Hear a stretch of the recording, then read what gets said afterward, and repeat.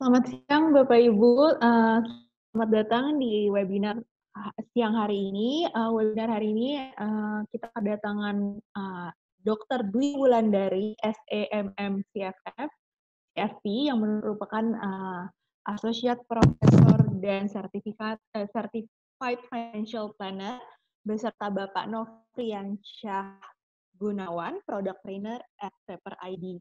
Kelas hari ini adalah inisiasi SMESCO dan Kementerian Koperasi dan UMKM, di mana di sini kami hampir setiap harinya itu memberikan kelas-kelas online secara gratis yang meliputi berbagai bidang, ada dari industri bidang kriya, fashion, food, lalu perizinan atau legal, online marketing, business development, dan saya sendiri bertugas untuk mengisi kelas terkait pajak dan pembiayaan. Oke, pada hari ini topik kita adalah tentang praktik perencanaan dan pemeriksaan keuangan yang secara ringkas bagi UMKM. Jadi untuk Bapak Ibu nih yang belum mempunyai laporan keuangan untuk usahanya, nanti akan diajarkan bagaimana caranya membuat laporan keuangan yang sederhana, yang simple, dan dari hasil laporan keuangan itu nantinya bisa digunakan untuk melakukan financial check up terhadap kondisi keuangan baik kepada usaha Bapak Ibu. Oke, untuk acara webinar kali ini spesial sekali karena untuk pertama kalinya kami menyediakan e-certificate bagi Bapak Ibu yang menghadiri dan mengikuti acara ini sampai selesai. Jadi pada akhir webinar ini nanti kita akan memberikan link Google Form, di mana hanya peserta yang telah mengisi link Google Form yang akan mendapatkan e-certificate dari paper.id. Apabila Bapak Ibu mempunyai pertanyaan, silakan tuliskan di kolom chat. Nanti setelah kita selesai membahas pemaparan-pemaparan dari narasumber kita siang hari ini, saya akan memilih beberapa pertanyaan untuk kita tanyakan kepada narasumber kita. Baik, tanpa memperpanjang waktu, saya akan mengenalkan narasumber kita siang hari ini yang pertama, yaitu Ibu Dr. Dwi Wulandari SEMM CFP, yang beliau merupakan Associate Professor, lulusan S3 Ekonomi Keuangan Universitas Brawijaya, dan Sandwich Program University of Queensland, Australia. Beliau merupakan Certified Financial Planner dari Financial Planning Standard Board, pengajar ekonomi moneter, keuangan, perbankan, dan investasi di beberapa universitas, Regional Chief Economist BNI Kanwil Malang, tim kerjasama Rektorat Universitas Negeri Malang, Wakil Sekretaris IC Malang, pembina Olimpiade Sains Nasional Bidang Ekonomi, penulis 50 jurnal internasional, 18 diantaranya adalah Scopus, mantan Ketua Jurusan Ekonomi Pembangunan di Universitas Negeri Malang, former translator dan training coordinator di Council for Economic Education USA. Untuk Instagram Ibu Wulan dan nomor handphonenya bisa dilihat pada screen yang saya tampilkan. Oke. Untuk Ibu Wulan pertama akan membahas mengenai apa sih pentingnya untuk memiliki laporan keuangan gitu kan, dan manfaat-manfaat apa saja yang dapat tidak diperoleh dengan memiliki laporan keuangan. Oke, Bu Wulan silakan Bu, saya persilahkan untuk tempat dan waktunya. Terima kasih Mbak Ilona, terima kasih SMESCO, Kementerian Koperasi dan UMKM, serta terima kasih untuk Paper ID juga. Teman-teman yang saya cintai, para pengusaha UMKM dari seluruh Indonesia, Assalamualaikum warahmatullahi wabarakatuh, selamat siang dan salam sejahtera untuk kita semua. Senang sekali bisa bertemu dengan Bapak Ibu para pengusaha dari seluruh Indonesia, baik yang usahanya baru mulai, usahanya sudah mulai tapi mungkin terdampak dari COVID, atau juga usahanya sebenarnya justru diuntungkan gitu ya. Nah, jadi untuk siang ini kita akan membahas tentang kenapa sih kita perlu untuk melakukan pencatatan keuangan dan bagaimana kita tahu bahwa keuangan kita sudah sehat atau belum. Nah, jadi di sini di sesi awal ini saya akan mengajak Bapak dan Ibu untuk memahami apa sih pentingnya ya kalau kita, melakukan pencatatan gitu ya. Jadi apa untungnya sih saya melakukan pencatatan? Nanti dari paper ID akan, ini loh cara pencatatan yang cukup mudah. Nah setelah itu dari laporan keuangan yang dihasilkan dari pencatatan ini, kita akan lakukan financial check up. Udah sehat apa belum sih gitu ya. Jadi tidak hanya sekedar mencatat, tapi juga bisa membaca dan menginterpretasikan hasil pencatatan keuangan. Nah, Bapak dan Ibu, izinkan saya untuk share screen.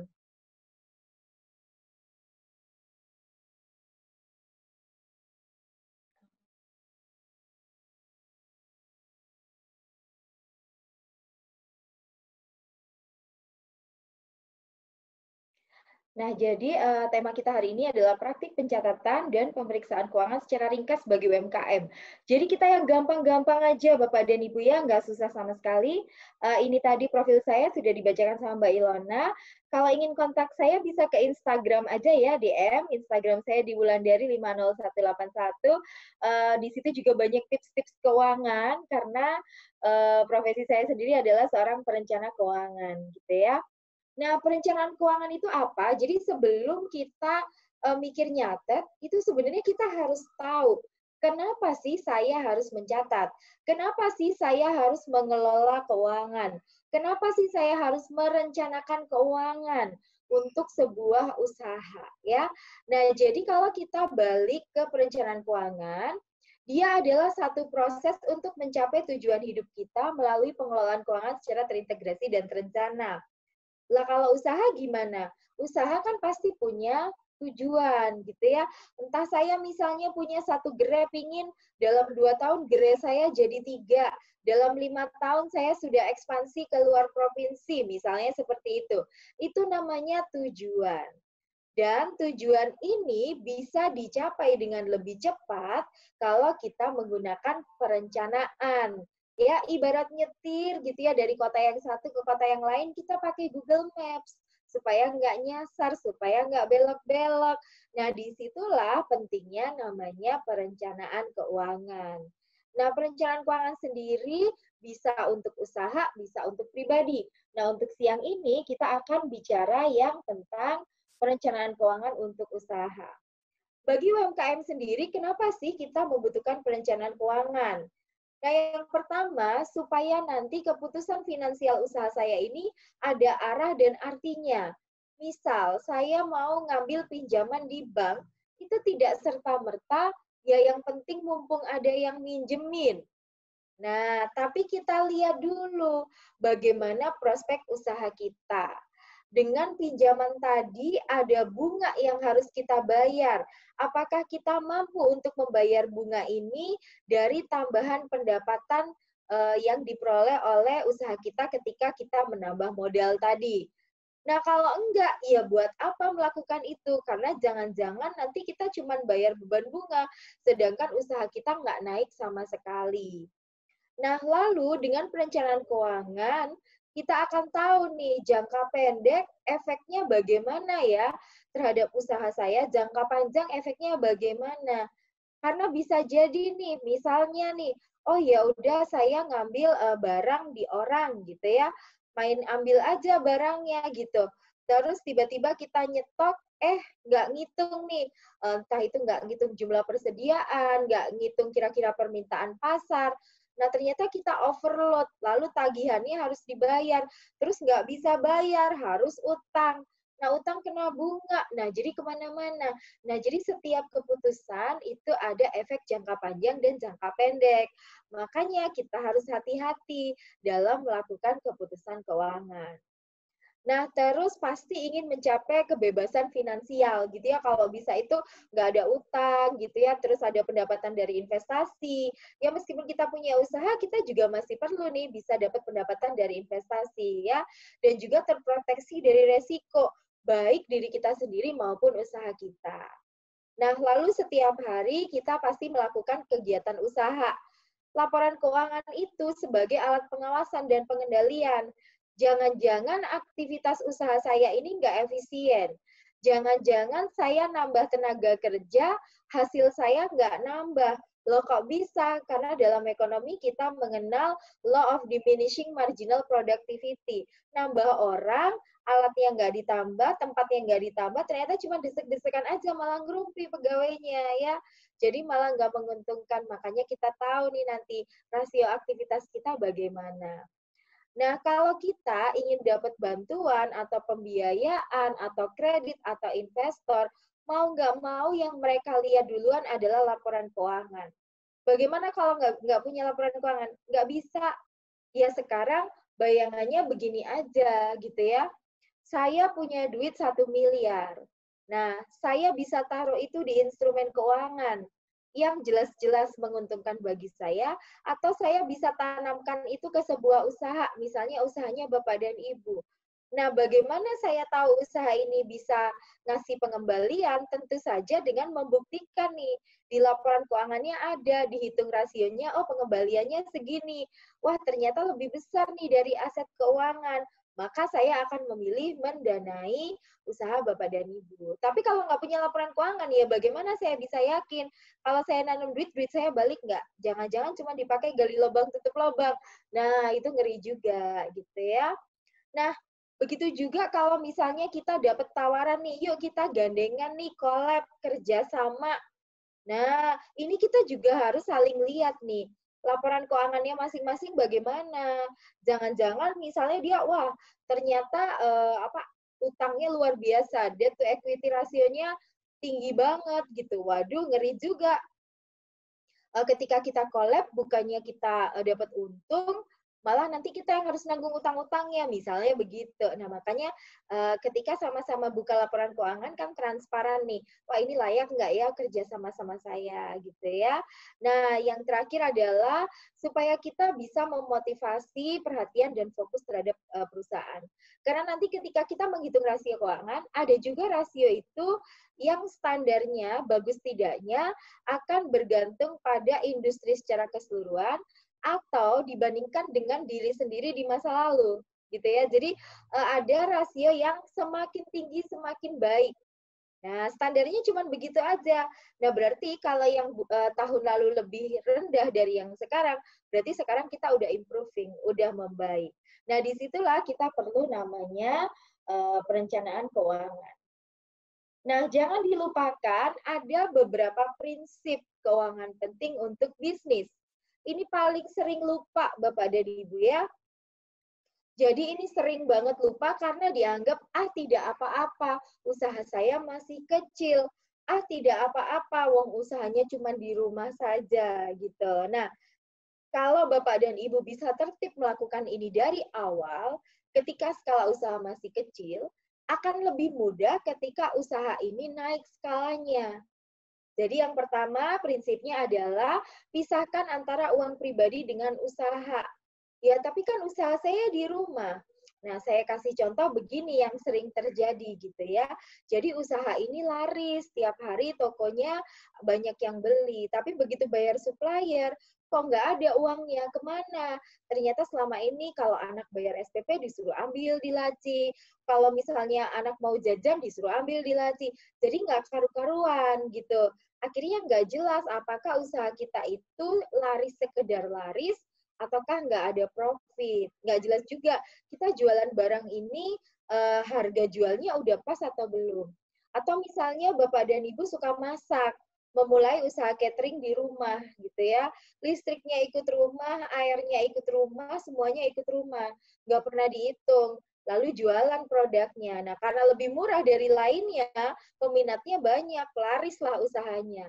Karena laris ingin berekspansi, masa saya sekedar melayani pesanan aja, gimana kalau saya sekaligus aja bikin di ruko gitu ya, biar tambah banyak orang yang datang, nggak cuman pesanan tapi juga makanan yang udah jadi kita taruh di situ.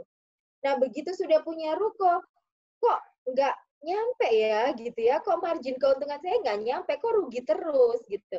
Karena yang tadi nggak dihitung, listrik, air, dan macam-macam semua ngikut rumah, nggak pernah dihitung.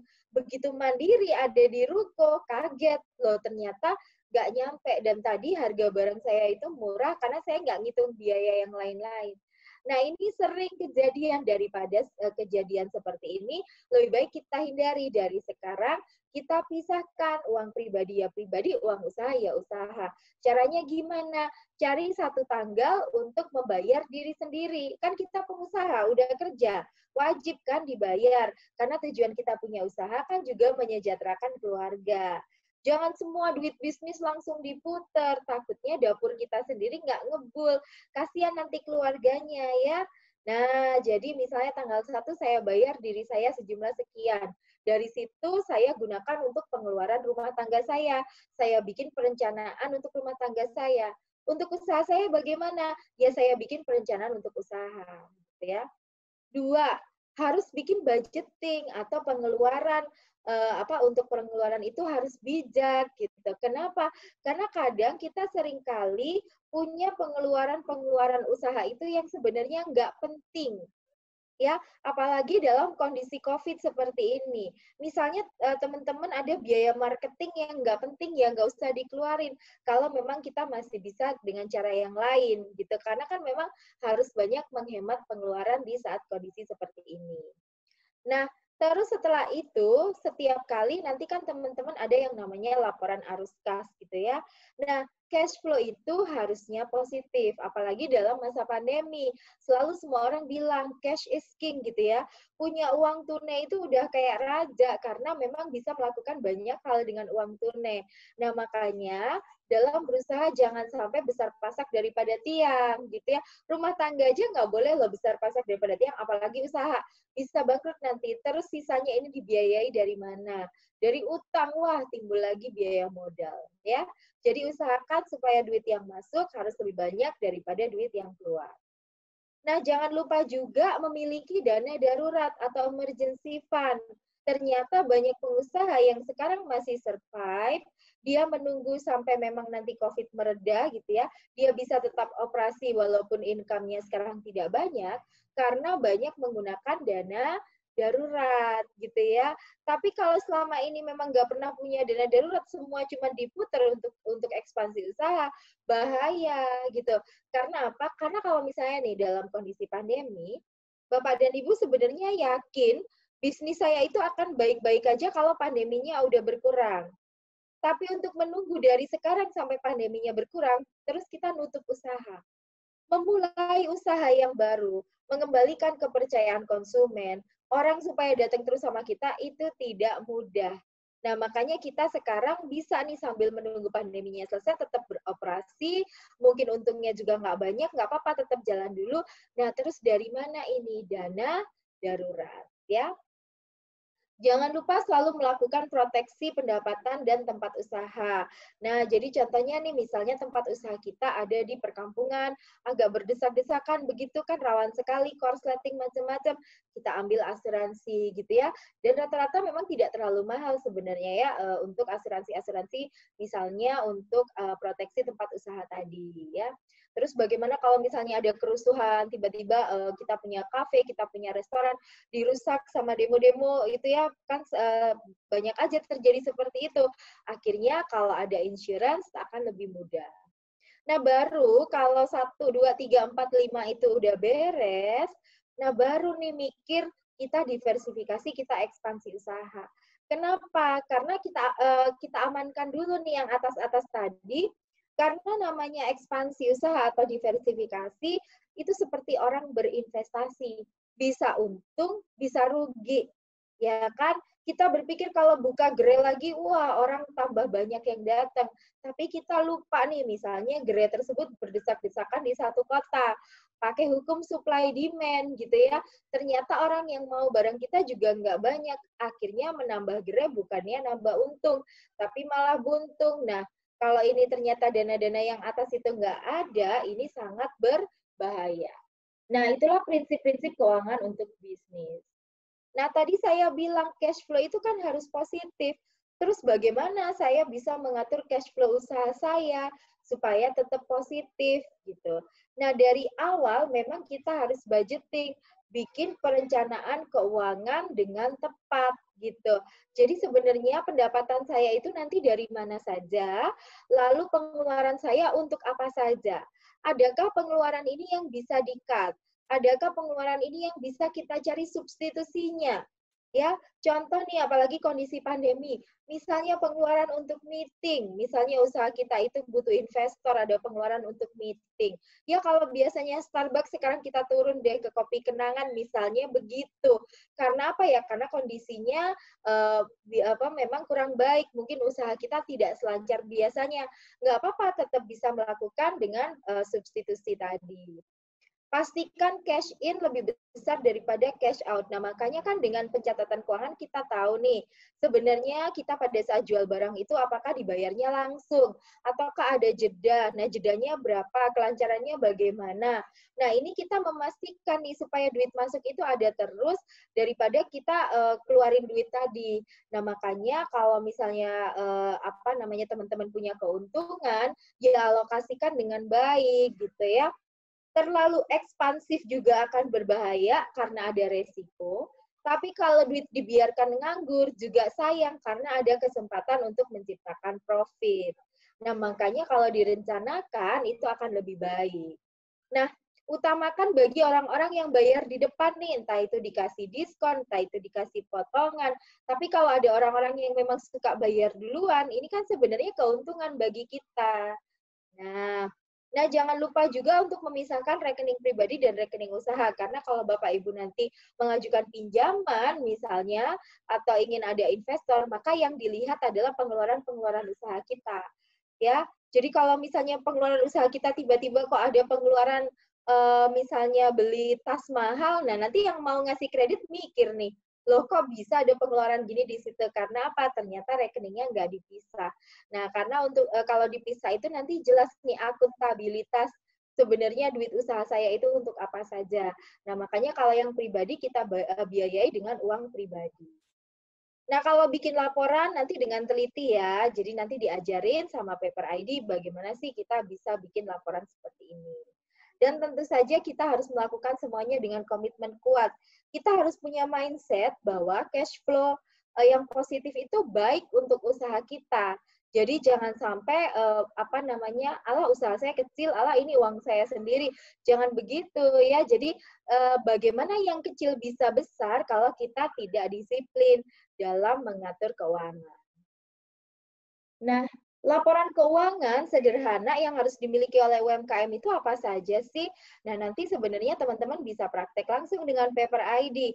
Tapi yang pengen saya tekankan di sini adalah kita ngerti laporan ini isinya apa dan gunanya untuk apa dan kenapa orang yang mau ngasih kredit sama kita atau investor yang mau kerja sama kita selalu ngecek laporan keuangan ini.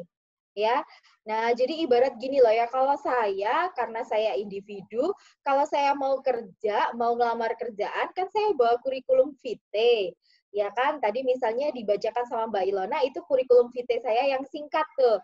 Jadi misalnya ada yang nanya, Mbak, saya minta tolong untuk tampil di sini nih kurikulum vitae, saya butuh kurikulum vitae. Nah ada versi panjang, ada versi pendek gitu ya. Nah dari kurikulum vitae ini pihak yang mempekerjakan saya lihat oh iya sudah ini ya pengalamannya seperti ini udah baik. Oke, berangkat. Nah, sama laporan keuangan itu juga penting bagi sebuah usaha karena untuk bisa menilai sebenarnya usaha ini layak atau tidak layak gitu ya. Jadi kalau kita punya usaha itu kan kita bekerja ngeluarin keringat, tenaga, waktu dan yang lain-lain. Kalau memang itu nggak menguntungkan atau tidak lebih menguntungkan daripada kita beli aset keuangan, ya mending beli aset keuangan, beli satu kali ditinggal duitnya datang sendiri. Nah, kalau memang kita sudah berusaha keras ya berarti pengembalian dari usaha kita itu harus lebih tinggi daripada kalau kita sekedar taruh di aset keuangan. Nah, yang pertama pasti dilihat itu adalah laporan posisi keuangan atau neraca, terus laporan laba rugi, laporan arus kas. Nah, laporan kinerja keuangan itu maksudnya rasio-rasio yang nanti sebenarnya juga bisa kita hitung secara manual. Dan banyak sebenarnya tapi memang ada beberapa rasio yang selalu dilihat gitu ya dari perbankan maupun calon investor. Nah, itu yang nanti akan saya ajak Bapak dan Ibu untuk ngitung bersama gitu ya. Nah, ini semua bisa menggunakan aplikasi, karena yang sering itu, kenapa tidak mencatat keuangan? Sulit, saya nggak ngerti akuntansi, saya bingung debit kredit, apa namanya, kalaupun saya sewa atau hire accountant, nanti mahal, biayanya gede, saya belum sanggup. Nah, ini era digital, penuh kemudahan teknologi. Jadi kita akan terbantu sekali dengan teknologi, ada era seperti ini, mari kita manfaatkan gitu ya. Nah, jadi kita bisa pakai aplikasi yang memudahkan kita nih. Yang penting saya tahu saya hari ini ngapain gitu ya. Jual berapa, beli berapa, untuk kebutuhan apa, duit saya keluar, duit saya masuk, itu nanti laporan keuangan akan terbentuk dengan sendirinya. Ya, nanti sama Paper ID di situ, saya hanya ingin menjelaskan sebenarnya apa itu neraca ya. Jadi kenapa sih kalau orang mau minjemin duit sama kita, dia akan melihat neraca. Karena neraca itu di situ akan kelihatan nih sebenarnya kita itu punya aset berapa, dan dari aset ini lebih banyak dibiayai sama utang ataukah lebih banyak dibiayai sama modal kita. Nah, kenapa begitu? Karena bisa dibayangkan ya, ada satu usaha asetnya macam-macam, gede gitu ya, tapi ternyata utangnya juga banyak. Nah, kalau saya nambahin utang di situ, apakah saya yakin nanti duit saya balik, ataukah duit dari saya dipakai gali lubang, tutup lubang? Saya nggak mau rugi dong, makanya saya baca laporan keuangannya, neraca gitu ya. Nah, di sini juga bisa kita nanti mengidentifikasi tren ekonomi berjalan, sehingga kita bisa bikin keputusan keuangan lebih tepat. Ya, nah jadi ini data yang banyak dipakai oleh orang-orang yang akan memberikan kredit sama Bapak Ibu dan juga investor dalam menilai kelayakan bisnis. Nah, sebenarnya di neraca isinya apa? Ya isinya pasti aset kita, hutang kita, sama modal kita. Nah, nanti sama Paper ID ada ya, nanti di breakdown macam-macam. Tapi isinya di situ. Aset besar, oke. Tapi ternyata utangnya luar biasa. Waduh, ngeri juga gitu ya. Nah, ini contoh yang sederhana banget ya. Oh iya, ada kas, ada sewa dibayar di muka, piutang, perlengkapan, peralatan, macam-macam ya. Ada juga utang dagang, utang pajak, modal. Nah, kan suka bingung tuh kadang, waduh kiri kanan harus sama, saya nggak ngerti. Nanti diajarin ya sama Paper ID. Nah, yang kedua adalah laporan laba rugi. Kadang kita ngerasa bisnisnya keren, bisnisnya jalan terus. Waduh, yang datang ke warung saya banyak bener nih gitu ya, tapi ternyata nggak laba ya, ternyata rugi. Ya, kadang misalnya punya warung untuk mahasiswa gitu ya, nanti makan gorengannya 10 bilang satu. Nah, misalnya gitu ya, jadi kelihatannya aja banyak orang, tapi ternyata rugi. Nah, dengan laporan laba rugi itu kita bisa melihat apakah bisnis ini mencetak laba atau rugi dalam periode tertentu. Jadi bisa dilihat per bulan, per kuartal, per tahun gitu. Laporan laba rugi itu siapa yang butuh? Ya kita sendiri, tim internal. Dan juga kalau ada orang yang mau ngasih kredit ke kita, kreditur dan juga investor. Jadi kelihatan potensi labanya usaha ini bagus nggak sih? Lah kalau misalnya nggak bagus, kenapa saya harus nanemin dana di situ? Kenapa saya harus memberi pinjaman? Nah, dan kita bisa melihat bisnis ini sebenarnya beresiko atau tidak. Nah, jadi kalau laba rugi ya gampang aja isinya. Ya pasti pendapatannya dari mana saja, lalu juga biaya kita itu apa saja. Ya, nanti lebih jelasnya di aplikasinya Paper ID. Nah, ini contoh ya, simple aja sebenarnya. Oh, pendapatannya sekian, bebannya sekian. Wah, ternyata labanya lumayan nih, gitu. Nah, yang terakhir laporan yang harus kita miliki apa adalah laporan arus kas. Duit di perusahaan kita itu sebenarnya dipakai apa saja gitu ya. Nah, seringkali kita malas nyatet karena kan ya ini kan usaha-usaha saya sendiri, duit-duit saya sendiri, kenapa harus saya catat. Nah, ini kan kita sering jadi pengusaha itu kita bootstrapping. Bootstrapping itu artinya kita membiayai usaha kita itu benar-benar ibaratnya modal dengkul gitu ya, benar-benar duit kita sendiri. Kita belum cari investor, kita belum cari pinjaman, tapi benar modalnya dari kita. Nah, meskipun modalnya dari kita, ya tetap dicatat gitu ya. Jadi berapa modal yang kita setor, itu akan menjadi pencatatan di perusahaan. Jangan dicampur lagi dengan keuangan pribadi tadi, mentang-mentang ini duit-duit saya sendiri gitu ya. Nah, kalau kita suka ngambilin uang kas tanpa pencatatan, itu takutnya tiba-tiba kita kekurangan likuiditas gitu ya, nggak punya kas gitu ya. Nah, laporan arus kas sendiri dia berfungsi sebagai alat verifikasi untuk menjawab pertanyaan yang berkaitan dengan penggunaan kas suatu perusahaan.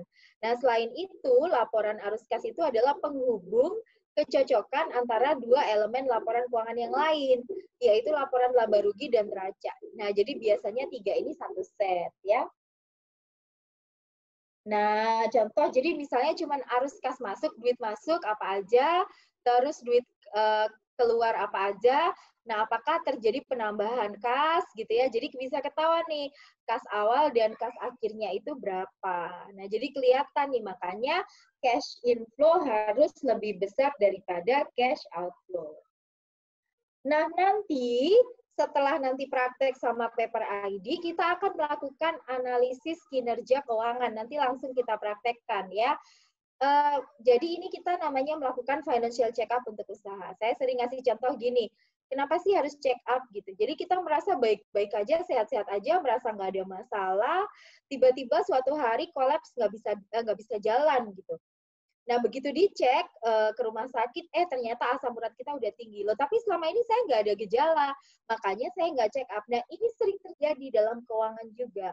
Jadi dia merasa keuangannya baik-baik aja. Begitu ada pandemi, pandeminya baru sehari aja, udah hancur semua. Nah, berarti kan itu tidak baik-baik saja. Nah, analisis kinerja keuangan itu kita bagi menjadi 4 sebenarnya. Yang pertama, calon investor atau calon kreditur itu pasti akan menilai rasio profitabilitas. Jadi apakah perusahaan ini mampu menghasilkan keuntungan atau laba. Nah, yang kedua, apakah perusahaan ini mampu memenuhi kewajiban keuangan jangka pendek. Itu namanya rasio likuiditas. Nah, yang ketiga, rasio solvabilitas. Kalau perusahaan ini tutup, kira-kira semua utangnya terbayar atau enggak. Nah, yang terakhir adalah rasio aktivitas. Jadi dari semua aktivitas yang dilakukan perusahaan ini, jangan-jangan ada yang tidak produktif, makanya kita hitung rasio-rasionya. Nah, rasio ini sebenarnya banyak banget gitu ya. Mungkin tidak akan kita bahas satu persatu, tapi kita bahas yang biasanya dilihat di beberapa usaha atau industri tertentu gitu ya. Nah, saya kasih contoh di rasio profitabilitas. Di rasio profitabilitas, untuk tahu apakah sebuah usaha itu menghasilkan keuntungan atau tidak, kita bisa melihat dua. Nah, kita bisa melihat satu gross profit margin, jadi apakah setiap penjualannya itu laba kotornya lumayan. Nanti ada namanya juga net profit margin, kalau memang yang diinginkan itu gitu ya. Jadi si laba tadi udah dipotong sama berbagai beban-beban, si laba kotor sudah dipotong dengan berbagai biaya-biaya, lalu nanti jadi laba bersih gitu ya.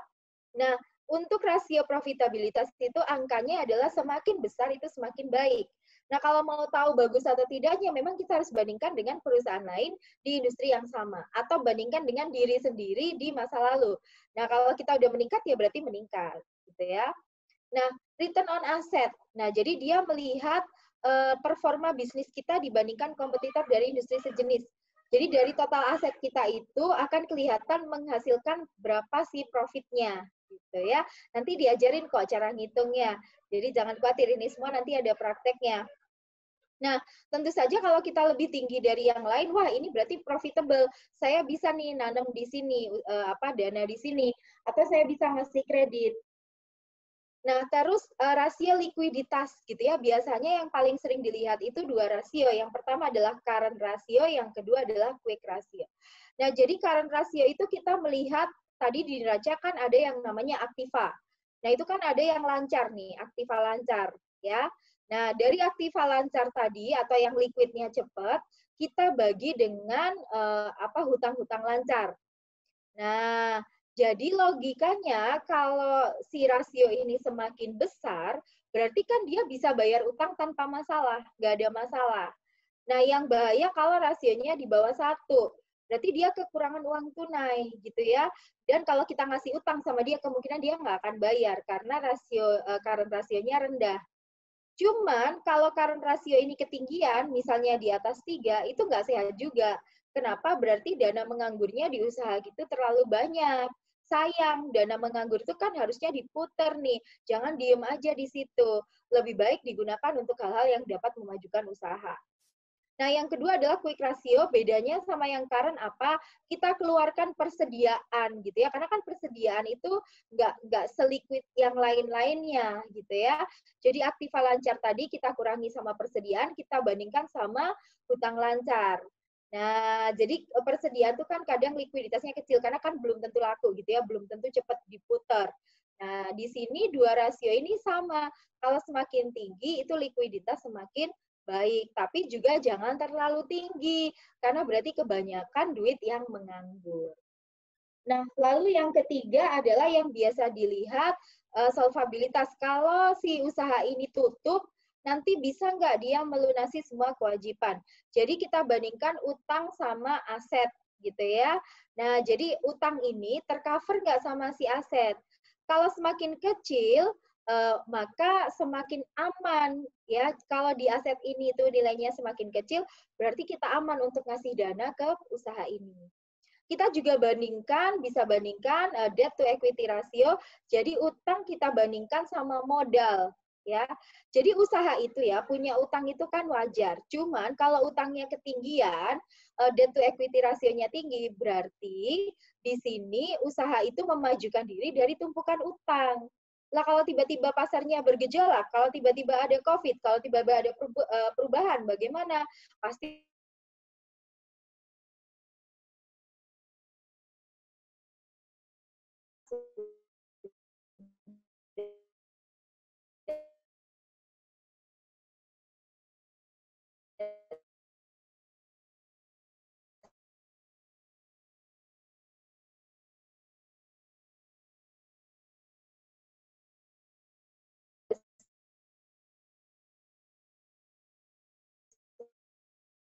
tepat. Piutang kita itu udah bener nggak sih ketika kita ngasih piutang gitu ya. Nah, karena kan kita gampang banget nih kadang ngasih piutang begitu aja tanpa melihat rasio ini. Nah, jadi begitu Bapak dan Ibu, teman-teman. Jadi nanti setelah ini kita praktek dulu nih bikin laporan keuangan sama Paper ID. Baru nanti kembali ke saya lagi dari laporan keuangan tadi kita coba nih hitung rasionya apakah usaha-usaha sudah sehat atau belum. Nah, begitu Bapak dan Ibu dari saya. Terima kasih. Wassalamualaikum warahmatullahi wabarakatuh. Saya kembalikan pada moderator. Terima kasih banyak Bu Wulan atas pemaparannya terkait pentingnya laporan keuangan. Nah, sebelum kita nanti masuk ke detail perhitungan rasio lalu dengan simulasi-simulasinya, kita mau menyaksikan dulu nih bagaimana sih cara membuat laporan keuangan dengan mudah dan simpel, dan terutama bisa dilakukan bagi siapa saja tanpa perlu memahami prinsip akuntansi debit kredit. Lalu yang tadi Bu Wulan bilang harus balance, otomatis dengan aplikasi semuanya pasti balance gitu ya. Oke, tanpa memperpanjang waktu, saya persilahkan kepada Bapak Novrianda selaku produk trainer di Paper ID untuk memaparkan materi presentasinya. Pak Novriansyah.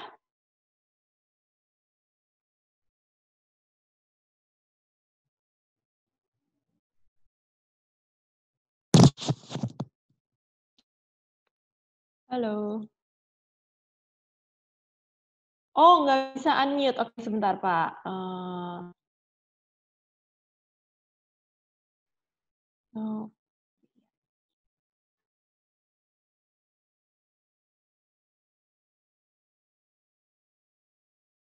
Oke, baik.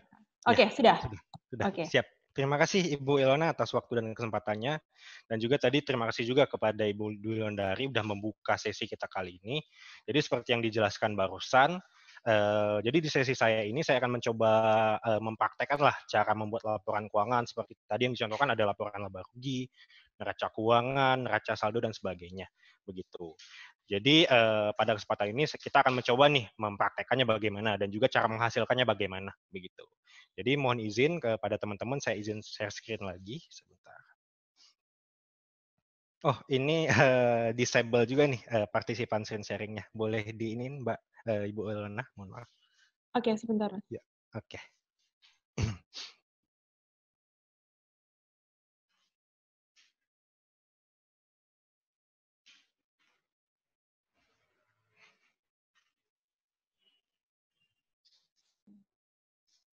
Sudah bisa, Mas? Belum ya? Sebentar. Belum, ya, belum.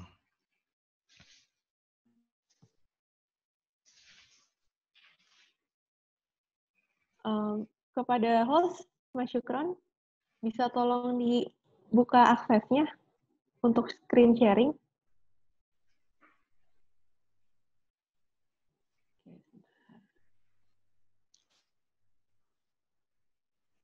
Oke. Mas Syukron, hostnya lagi nggak ada. Mungkin filenya bisa dikirim ke saya, Mas. Saya bantu share screen dari Oh, saya ya. Oke, boleh. Sebentar, saya kirimkan ke Mbak Ilona.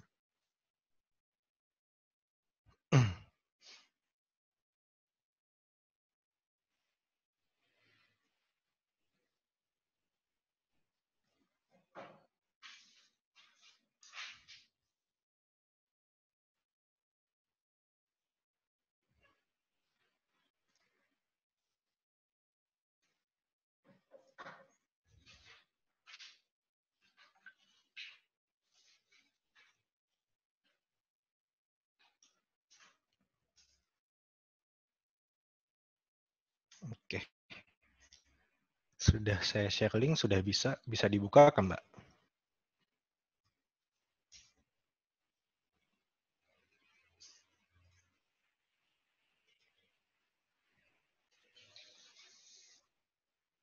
Masih request akses, Mas? Sebentar. Coba di request, Pak. Sudah Oke. saya request.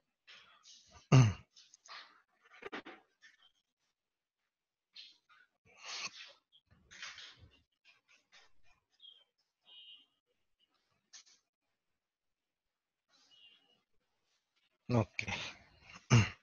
Ya sudah ya. Ya.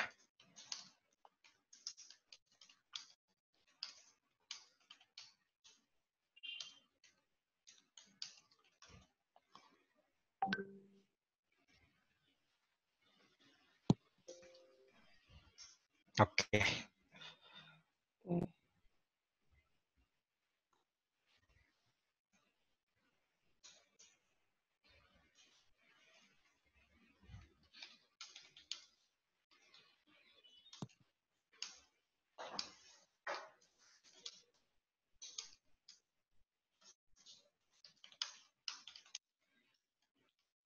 Oke.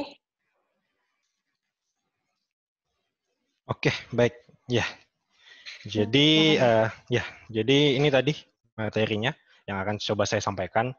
Jadi sesuai dengan judul kita adalah praktik pencatatan dan juga pemeriksaan keuangan secara ringkas bagi UMKM begitu. Nah, jadi di sesi saya ini saya akan mencoba membahas praktik pencatatannya nih begitu. Jadi bagaimana cara kita menghasilkan laporan-laporan yang tadi disebutkan oleh Ibu Dwi Wulandari begitu. Baik, next Pak. Jadi ya, jadi sedikit perkenalan saja. Tadi Mbak Wulandari juga sudah dikenalkan. Jadi nama saya Nofriansah Gunawan. Jadi saya sebagai product trainer di paper.id. Jadi role saya di paper.id adalah membantu para pelaku usaha untuk beranjak nih ke alur digital dan juga cara penggunaannya bagaimana begitu. Jadi itu secara singkat sih profil saya begitu. Baik, mungkin kita langsung saja ke materi yang akan saya sampaikan. Jadi mungkin teman-teman di sini ada nih yang tahu nih apa itu Paper ID, ada yang mungkin baru pernah dengar saat ini juga begitu Paper ID.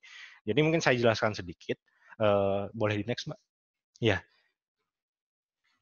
Jadi Paper ID ini merupakan platform bisnis digital untuk membantu para pelaku usaha dalam pembuatan dan pengiriman invoice, pengaturan stok, pengelolaan keuangan, serta membuat laporan keuangan tadi seperti yang dicontohkan oleh Ibu Dwi Wulandari. Begitu. Jadi seperti laporan laba rugi, neraca keuangan, neraca saldo, laporan buku besar itu kita bisa hasilkan begitu dengan menggunakan paper.id.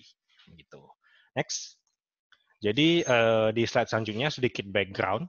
Paper ID ini awalnya mulai pada tahun 2016 begitu. Kita rilis pertama kali di tahun 2016 dan juga 1 tahun kemudian kita sudah mencapai 3.000 pengguna begitu. Dan juga satu tahun kemudian lagi kita sudah mencapai 50.000 pengguna di Paper ID. Jadi semakin besar lah penggunanya begitu. Dan juga di tahun 2019 kita juga berhasil menjalankan kerjasama dengan OVO dan juga Mitra Financing Jadi untuk membantu mengembangkan solusi-solusi lah dari UMKM itu sendiri. Begitu. Dan juga kita menargetkan di tahun 2020 ini kita menjadi platform digital bagi UMKM lah begitu, dengan target pengguna sebanyak 500 pebisnis begitu. Oke, boleh next, Mbak. Nah, ini Paper ID ini yang perlu diketahui juga kita bisa diakses nih melalui smartphone begitu. Jadi teman-teman nih nanti kalau memang ingin download aplikasinya itu bisa ke Play Store, Google Play Store, nanti bisa download paper.id. Jadi teman-teman nanti bisa pantau nih performa perusahaan, pembuatan transaksi langsung dari handphonenya begitu. Jadi alur di mana kita harus stay nih misalnya di depan laptop ataupun komputer untuk membuat transaksi itu kita bisa lakukan melalui smartphone begitu.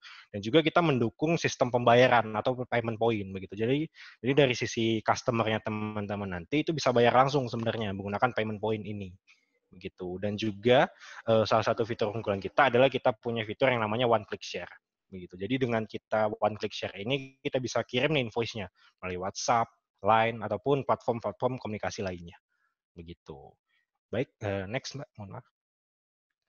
Nah, ini kita itu sudah digunakan lebih dari 150.000 perusahaan, dan juga ini beberapa perusahaan yang sudah mempercayakan Paper ID dalam pencatatan keuangannya, begitu. Dan juga banyak perusahaan-perusahaan lainnya, begitu. Oke, next, Mbak. Nah, tadi kan kita sudah membahas nih Paper ID itu apa. Jadi intinya Paper ID adalah platform digital yang kita bisa gunakan untuk menghasilkan laporan keuangan, baik itu transaksi ataupun pengeluaran-pengeluaran yang sifatnya operasional tadi, begitu. Nah, pertanyaan pertama nih yang muncul, sebenarnya dari fenomena UMKM nih yang ada di Indonesia, apa sih yang sudah kita pahami, gitu. Jadi di slide selanjutnya nanti saya akan mencoba membahas realitanya nih. Kita coba bahas beberapa data yang sudah kita kumpulkan dari beberapa wawancara. Jadi boleh next.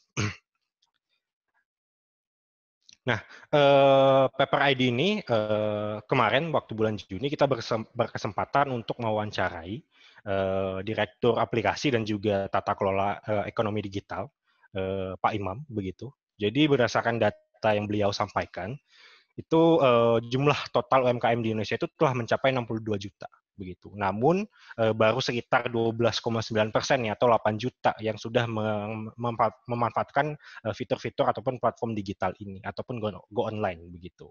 Sementara dari Presiden sendiri yaitu Bapak Joko Widodo itu menargetkan pada tahun ini itu kita 10 juta yang udah go online ataupun go digital begitu. Dan juga dari beliau menyampaikan bahwa momentum adanya pandemi ini menjadi titik tolak lah bagi UMKM harus beranjak ke alur yang serba digital begitu. Dan juga sebenarnya ada beberapa faktor sih yang menyebabkan mengapa proses penerapan teknologi ini jadi sulit begitu. Yang pertama itu adanya penolakan lah terhadap perubahan. Jadi alur-alur yang sudah biasa terjadi itu kadang-kadang susah untuk dirubah begitu. Yang kedua adanya pola pikir yang kurang kompetitif begitu. Jadi segitu-segitu aja, kita sudah puas segitu aja, akhirnya ketika transaksinya sudah mulai banyak, kita mulai kewalahan. Begitu. Dan yang ketiga yang pastinya adalah keterbatasan akses internet. Begitu. Nah yang keempat, pastinya adanya keterbatasan budget untuk menggunakan teknologi. Nah yang kelima adanya masih gagah teknologi lah begitu. Jadi masih belum paham terkait dengan penggunaan teknologi itu seperti apa begitu. Dan yang terakhir atau yang keenam itu adanya keterbatasan nih dalam akses pendampingan dan biaya pelatihan yang mahal begitu.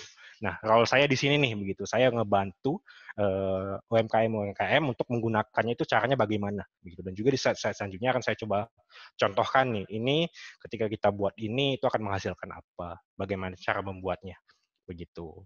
Oke. Next, Mbak, mohon maaf.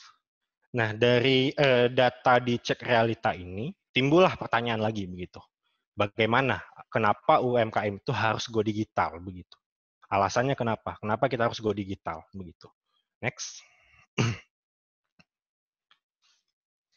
Oke, next lagi, Mbak. Ya, jadi tantangan pelaku usaha non digital yang pertama itu prosesnya udah pasti manual begitu.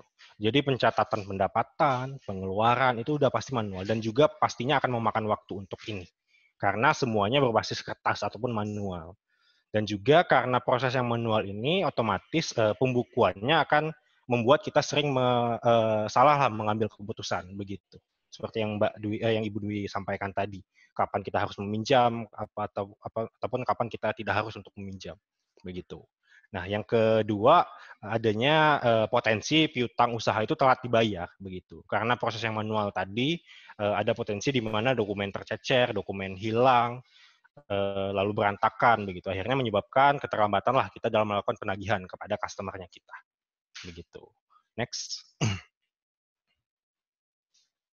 Oke, selanjutnya dampak buruk lainnya adalah ini pastinya rawan penipuan begitu kalau kita tidak go digital. Karena semuanya itu serba manual ataupun serba berbasis kertas tadi, akhirnya data-data tersebut rawan nih untuk diubah begitu.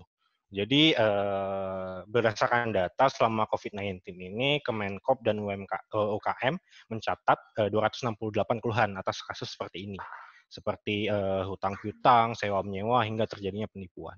Begitu. Dan yang terakhir itu pastinya kalau kita tidak go digital, stoknya tidak terpantau gitu.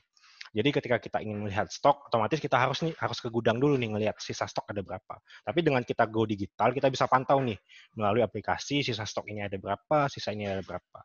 Dan juga ini kita bisa gunakan untuk pengambilan keputusan. Misalnya nih, oh si produk A barangnya udah dikit nih, oke berarti kita harus sudah nyetok lagi begitu. Oh si barang ini masih banyak nih, oh, berarti kita hold dulu nih, nggak usah nyetok dulu dari supplier, seperti itu. Oke, next. Nah, tadi sudah saya bahas mengenai dampak buruknya nih, ataupun tantangan yang akan dialami kalau kita nggak go digital, begitu. Nah, selanjutnya dampak positifnya itu apa kalau kita sudah go digital, begitu. Next, Mbak. Oke, jadi dampak positif kalau kita melakukan pencatatan yang digital ini, yang pertama pastinya operasionalnya lebih mudah dipantau begitu, karena datanya terpusat dan juga terfokus begitu. Jadi pengelolaan ataupun operasionalnya sudah lebih efisien dan efektif lagi begitu, karena semua pencatatan itu terpusat dan juga sudah otomatis dihasilkan oleh sistem begitu. Nah, yang kedua pastinya ada potensi peningkatan pendapatan. Karena proses operasional yang efektif dan efisien tadi, otomatis kita bisa menekan nih biaya operasional begitu. Dan juga kita bisa meningkatkan keuntungan kita daripada kita menjalankan alur yang konvensional begitu. Next. Oke, keunggulan yang selanjutnya yang pastinya kita menjadi lebih profesional lah begitu.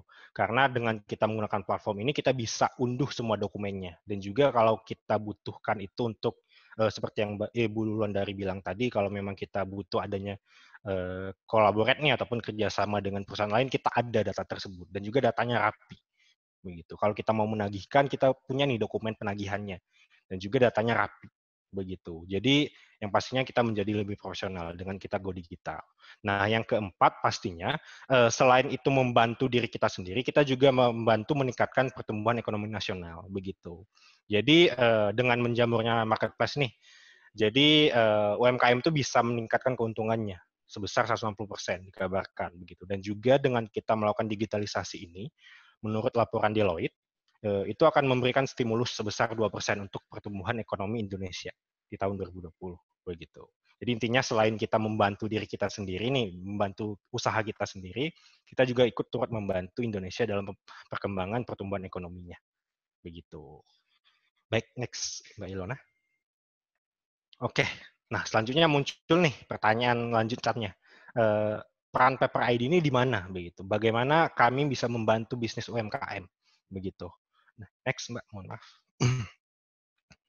Nah, di Paper ID ini nanti akan saya jelaskan lebih detail lagi. Kita menyediakan banyak fitur-fitur yang teman-teman bisa gunakan begitu. Ini contoh-contohnya seperti ada invoice, payment, laporan, pengeluaran dan juga keuangan, ada accounting, ada stok dan juga order begitu. Jadi mulai dari kita melakukan penagihan ke customer, melakukan pembelian ke supplier, penerimaan barang, pengelolaan tagihan dan pembayaran itu sudah kita sediakan begitu. Dan juga dari semua fitur-fitur ini dia saling terkoneksi teman-teman sekalian begitu. Jadi setiap kita membuat invoice itu secara accounting akan dihasilkan otomatis oleh sistem. Dari ayat jurnal, laporan dan segala macamnya begitu. Dengan kita melakukan pembayaran itu otomatis secara accounting, ayat jurnal dan juga laporannya akan dihasilkan oleh sistem. begitu. Jadi tidak hanya kita sediakan fitur-fitur ini, tapi semua fitur-fitur ini dia saling terkoneksi, begitu. Jadi alur di mana kita harus membuat transaksi pencatatan terpisah, lalu laporan terpisah itu udah nggak kita lakukan lagi, karena dari kita mencatatkan transaksi saja itu sudah dihasilkan otomatis oleh sistem laporannya, begitu. Baik, next Mbak.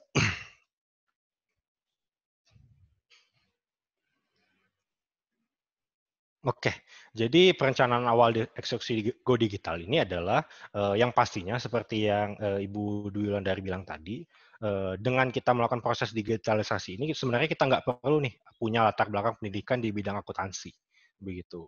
Karena dengan kita melakukan Go Digital ini beberapa tugas, beberapa aksi itu sudah diotomasi oleh sistem, begitu. Seperti ini, yang pertama dokumen digital.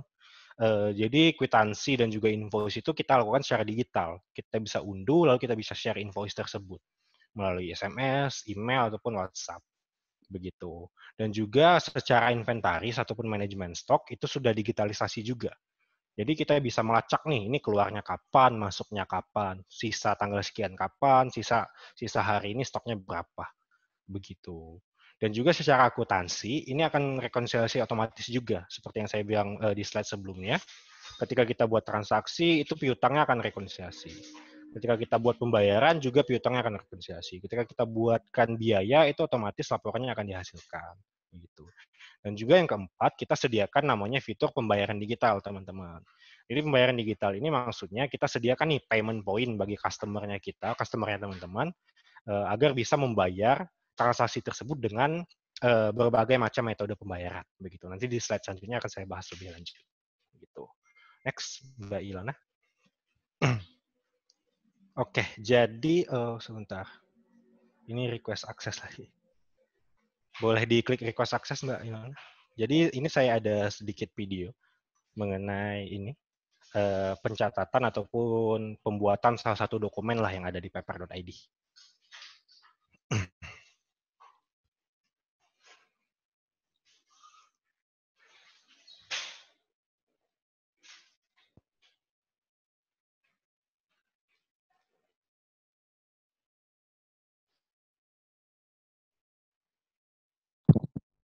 Oke, boleh dicoba lagi di slide-nya atau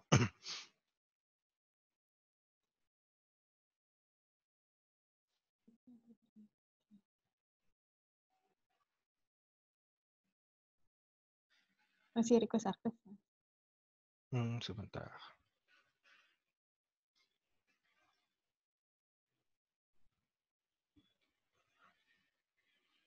Mohon maaf Bapak Ibu atas kendala teknisnya. Ya.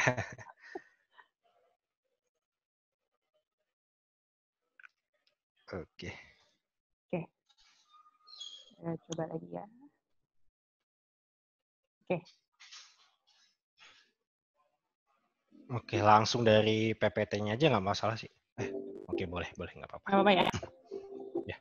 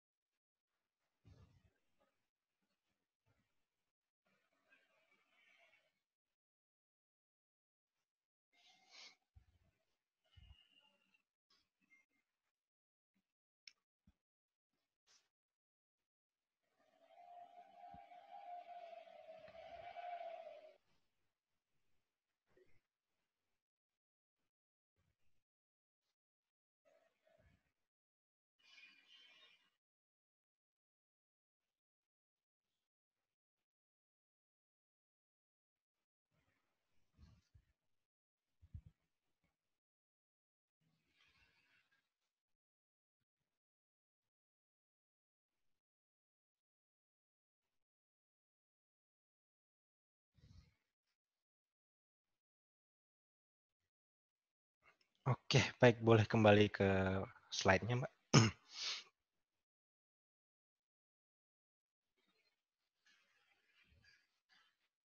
Oke, langsung di next saja. Oke.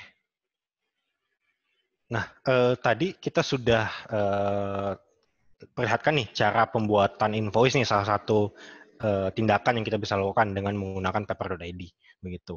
Nah, dengan kita melakukan pembuatan invoice tadi, itu hal pertama yang akan dilakukan otomatis oleh sistem adalah rekonsiliasi pencatatan hutang dan piutang begitu.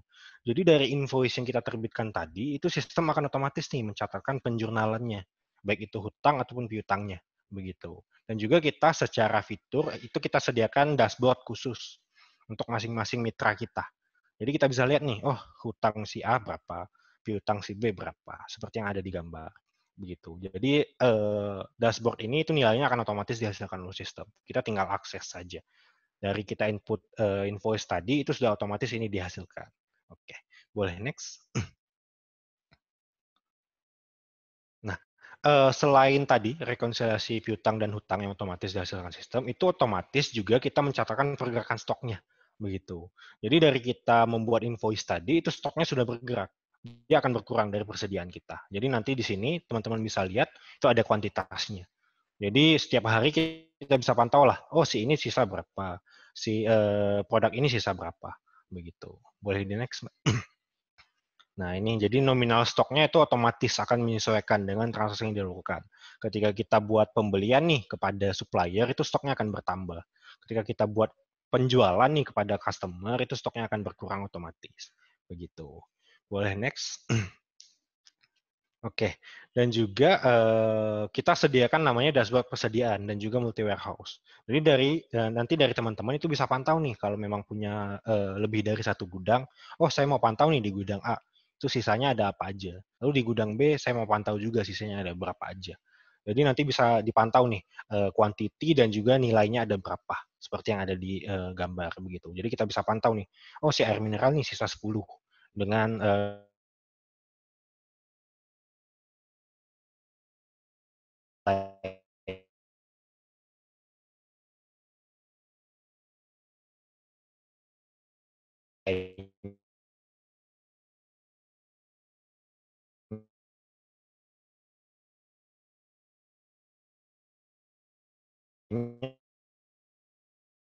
fitur yang namanya digital payment atau pembayaran digital.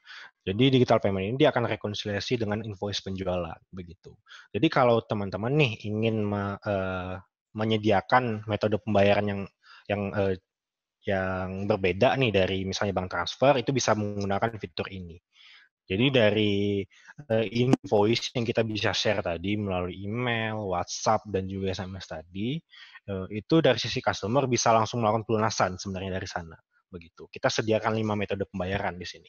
Ada transfer bank, ada kartu kredit, ada OVO, ada marketplace, Tokopedia, dan juga ada QR code. Begitu.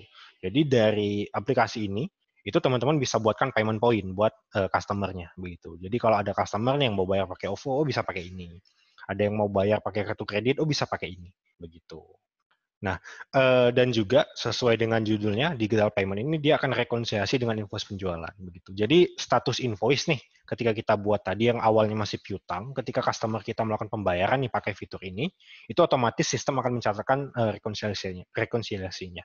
Jadi status invoice yang awalnya belum lunas, itu akan lunas dengan sendirinya, begitu. Oke, boleh next.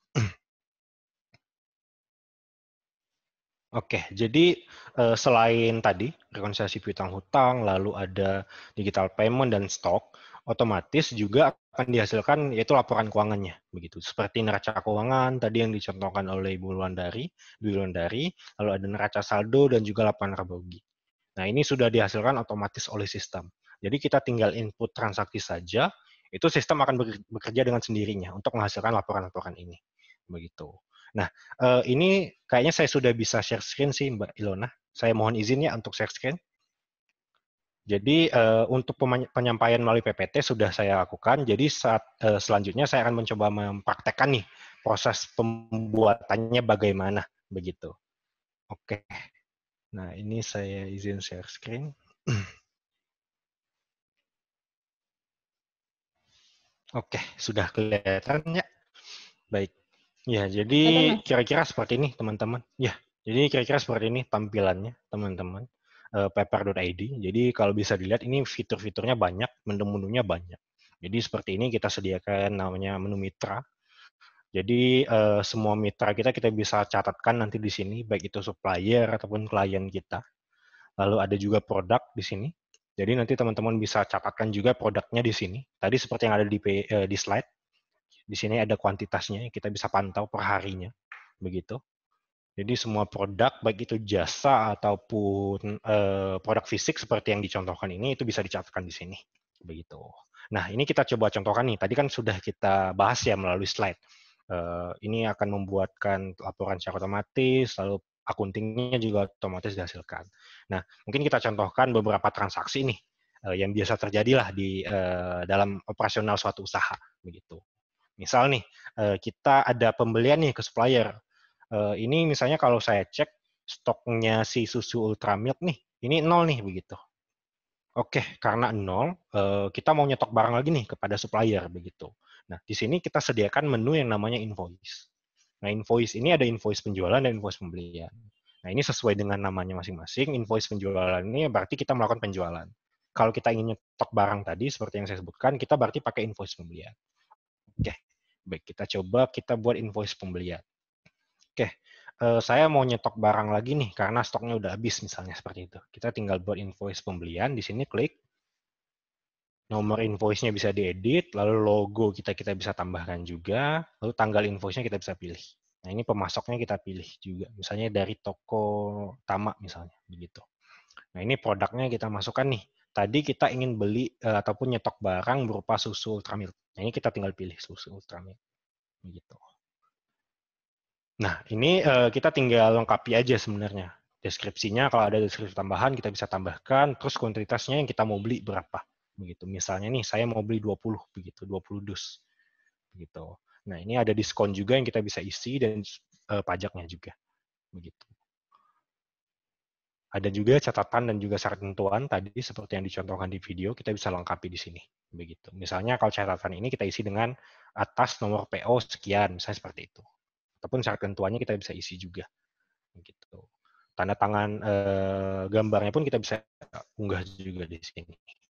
Gitu. Oke, nah setelah kita isi semua kolom-kolom yang diperlukan, semua menu-menu yang diperlukan, kita tinggal klik simpan saja. Bisa di draft dulu kalau memang belum pasti, atau kita bisa langsung simpan dan konfirmasi. Begitu. Nah, ini misalnya saya coba klik simpan dan konfirmasi. Oke, jadi dari action ini, seperti di slide yang saya sampaikan tadi, ini akan menghasilkan invoice-nya yang kita bisa unduh begitu sebagai dokumen internalnya kita, seperti ini. Kita bisa unduh begini, seperti ini. Dan juga secara stok, karena kita sudah melakukan pembelian nih sebanyak 20, itu kita balik sedikit ke menu produk, lalu produk lagi. Nah, ini sudah bertambah 20 begitu. Jadi sesuai dengan slide yang tadi saya sampaikan, sembari kita melakukan transaksi tadi, itu stoknya sudah bergerak otomatis, teman-teman. Begitu.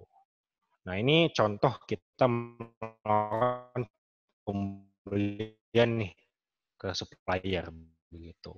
Nah, katakanlah misalnya nih di hari yang sama, dari stok Ultramilk yang 20 ini, kita jual. Begitu. Nah, ini kita gunakan kebalikannya menu invoice pembelian tadi, pakai menu invoice penjualan di sini. Begitu. Jadi ini juga sama alurnya kira-kira. Jadi kalau kita ingin melakukan penjualan, kita buat invoice penjualan begitu. Kita tinggal klik di sini buat invoice baru. Nah, ini kalau bisa dilihat ini kolom-kolomnya juga mirip-mirip teman-teman. Ada sedikit perbedaan aja di sini, mungkin ada salesperson. Jadi kita bisa buatkan juga nih, oh si invoice ini terbit atas salesperson yang ini. Oh, invoice ini terbit atas salesperson yang ini. Begitu. Nanti kita bisa hasilkan juga laporannya. Begitu. Lalu di sini ada jatuh temponya, kita bisa pilih harinya. Misalnya 7 hari atau 14 hari. Kita bisa pilih tanggal juga kalau memang kita misalnya mau pilih 3 hari aja nih jatuh temponya. Ya udah kita bisa pilih tanggal di sini. Begitu. Oke, lalu pelanggannya kita isi misalnya Adit. Nah, ini juga sama, kita bisa klik masukkan produk ke invoice begitu. Nah, ini tadi misalnya si susu Ultramilk ini kita klik lalu kita simpan. Nah, ini kuantitasnya kita isi. Misalnya nih, dia kejual 18 begitu. Diskon beserta pajaknya kita bisa isi juga, teman-teman. Begitu. Nah, ini kira-kira sama, pengisiannya ada keterangan dan juga syarat ketentuan. Begitu. Nah, ini kalau saya klik simpan seperti ini, itu ada 3 opsi. Ada simpan dan kirim, simpan dan konfirmasi, dan juga simpan dan draft. Kalau simpan dan draft sama seperti yang di invoice pembelian tadi, kita mau draft dulu, transaksinya belum pasti terjadi. Tapi kalau kita mau konfirmasi dan itu udah fix, kita bisa klik simpan dan konfirmasi. Dan juga kalau kita mau langsung kirimkan invoice-nya, kita bisa klik simpan dan kirim, teman-teman. Begitu. Nah, ini mungkin saya pilih simpan dan konfirmasi dulu. Begitu. Nah, ini saya klik simpan dan konfirmasi. Nah, ini efeknya juga sama nih, teman-teman. Seperti kita waktu buat tadi. Waktu buat invoice pembelian tadi. Ini dokumennya akan dihasilkan. Kita bisa unduh juga di sini. Begitu. Jadi dokumen unduhannya nanti kita bisa share ke klien kita juga atau customer kita. Begitu. Nanti di sini teman-teman bisa cek lagi. Nah, ini dari data-data yang kita input tadi. Oh, ini kejual 18. Begitu. Dan juga secara stok itu akan berkurang juga. Begitu. Sama halnya ketika kita buat invoice pembelian tadi. Jadi kita balik sedikit ke menu produk di sini. Produk. Nah, di sini si susu Ultramilk-nya udah berkurang. Karena kejual 18, akhirnya sisa 2. Begitu, teman-teman. Jadi, action kita membuat invoice tadi, itu stoknya sudah bergerak. Begitu. Secara akunting pun akan otomatis dicatatkan. Oh, tanggal sekian kita ada pembelian. Oh, tanggal sekian kita ada pendapatan. Begitu. Nah, kalau teman-teman perhatikan tadi ya, kalau kita buat invoice seperti ini, nah seperti ini, contohnya list-list invoice-nya, itu akan terbit juga status-status invoice, teman-teman. Begitu. Jadi status-status invoice ini yang akan menampilkan jumlah piutang kita. Jadi selama dia belum lunas, itu akan tercatat sebagai piutang kalau di invoice penjualan. Di invoice pembelian juga sama. Selama invoice pembelian ini belum kita lunasi, nanti di neraca keuangannya akan tercatat sebagai hutang usaha kita. Begitu. Nah, untuk melakukan pelunasan invoice ini, itu kita bisa lakukan dengan 2 cara. Bisa cara manual ataupun pakai fitur pembayaran digital kita tadi. Begitu. Jadi pelunasannya nih, kalau kita misalnya mau manual, itu bisa dari menu pembayaran. Nah, di sini ada 3 nih. Terima pembayaran dan kirim pembayaran. Nah, dan juga pembayaran digital. Kalau kita ingin melunasi secara manual, kita bisa pakai 2 menu ini. Terima pembayaran dan kirim pembayaran. Oh, saya mau melunasi nih invoice penjualan. Saya tinggal buat terima pembayaran di sini. Kita buatkan pembayaran masuknya. Oh, saya mau buatkan pelunasan atas invoice pembelian saya ke supplier. Saya bisa buatkan kirim pembayarannya. Seperti itu. Jadi ini caranya cukup simpel. Kita tinggal klik di sini. Kita pilih nih pembayarannya dari siapa. Saya dari Adit tadi. Nanti akan tercatat di sini. Invoice-invoice mana aja yang belum dilunasi oleh si Adit ini. Begitu. Dan juga setelah kita buatkan pembayarannya nanti, itu dokumennya akan terkumpul di sini, teman-teman. Nah, ini kita bisa klik kiri di sini. Nanti kita bisa lihat kwitansinya. Begitu. Dan juga kwitansi ini kita bisa share juga. Jadi dokumen-dokumen yang ada di paper.id nanti itu bisa di-share semua oleh teman-teman. Begitu. Kalau kwitansi ini kan biasanya untuk bukti pembayaran nih. Kalau si A sudah melakukan pelunasan atas invoice sekian. Begitu. Oke, itu cara manualnya. Nah, cara otomatisnya itu kita ada fitur namanya pembayaran digital. Tadi saya sempat sebutkan juga di pemaparan materi yang slide tadi. Jadi invoice yang kita buatkan tadi, invoice penjualan tadi, itu kita bisa share, teman-teman. Begitu. Jadi share-nya kita bisa klik kiri di sini, di invoice-nya, klik kiri, nanti ada kirim invoice. Nah, ini sesuai dengan yang di video tadi, kita bisa pilih nih, melalui email kah, WhatsApp, atau SMS, gitu. Nah, dengan kita mengirimkan invoice nih melalui platform-platform ini, itu kita membuka kesempatan sebenarnya bagi customer kita untuk melakukan pembayaran langsung. Pakai 5 metode pembayaran tadi. Ada transfer bank virtual account, ada OVO, kartu kredit, Tokopedia, serta QR Code. Begitu. Jadi, setelah customer nih melakukan pelunasan menggunakan fitur ini, itu status invoice di sini itu akan otomatis. Begitu. Jadi, alur yang pertama tadi nih, waktu kita melakukan pembayaran invoice secara manual, itu sudah diotomasi oleh sistem. Begitu. Nah, mungkin yang jadi pertanyaan selanjutnya di sisi teman-teman adalah, ini nanti ketika customer nih melakukan pembayaran menggunakan fitur ini, pembayaran digital, itu uangnya akan masuk ke mana? Begitu. Nah, uangnya itu akan masuk ke menu pembayaran digital di sini. Dia akan masuk ke rekening bersama. Begitu. Jadi kalau teman-teman pernah jualan di e-commerce, itu alurnya kurang lebih sama. Gitu. Jadi kalau kita jualan di e-commerce nih, Uangnya akan masuk dulu nih ke akun kita. Nanti kita tinggal cairkan. Nah, itu prinsipnya kurang lebih sama. Jadi setelah customer kita melakukan pembayaran atas invoice yang kita kirimkan tadi, itu saldonya akan terkumpul di sini, kita tinggal cairkan saja. Begitu. Nah, ini kira-kira alurnya seperti ini. Jadi kita tinggal melakukan pengiriman invoice, nanti invoice-nya dibayar nih oleh customer kita. Lalu kita tinggal ajukan pencairan saja. Begitu. Secara akunting itu akan otomatis melakukan rekonsiliasi. Begitu. Jadi itu alur yang lebih otomatis lagi lah kalau teman-teman ingin melakukan membuatkan payment point kepada customer-nya. Begitu. Oke. Tadi saya sudah contohkan nih, kita mau beli bagaimana, kalau kita mau jual bagaimana, begitu. Nah, pertanyaan selanjutnya mungkin kalau ada pengeluaran-pengeluaran lain nih, misalnya ada biaya-biaya, itu gimana masukinnya? Nah, itu kita sediakan juga menu yang namanya biaya di sini. Nah, biaya ini kita bisa buatkan untuk pengeluaran-pengeluaran yang sifatnya operasional, teman-teman. Jadi misalnya ada bayar gaji karyawan, bayar sewa ruko, listrik, itu kita bisa input di sini. Inputnya pun cukup simpel. Kita tinggal klik buat biaya baru di sini. Kita pilih nih, pengurangannya dari akun keuangan yang mana, begitu. Kita keluarkan dari kas kecil kah, atau dari bank, begitu. Misalnya dari Bank BRI. Lalu biayanya misalnya ongkos kirim nih, ongkir misalnya. Lalu vendornya misalnya JNE. Gitu. Lalu akun bebannya ini bisa menyesuaikan nanti. Kalau itu biaya pengiriman, ya berarti kita pilih pengiriman. Kalau itu listrik, berarti kita pilih listrik. Nah, ini misalnya pengiriman. Tanggalnya kita bisa pilih, kategorinya bisa dipilih juga, misalnya ongkir. Lalu jumlahnya kita bisa pilih juga, misalnya 50.000. Begitu. Nah, keterangan tambahannya kita bisa isi juga. Kalau keterangan tambahan ini misalnya ongkos kirim atas invoice A misalnya. Lalu saya simpan. Begitu.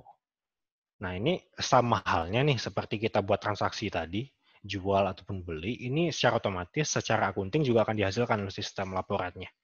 Begitu.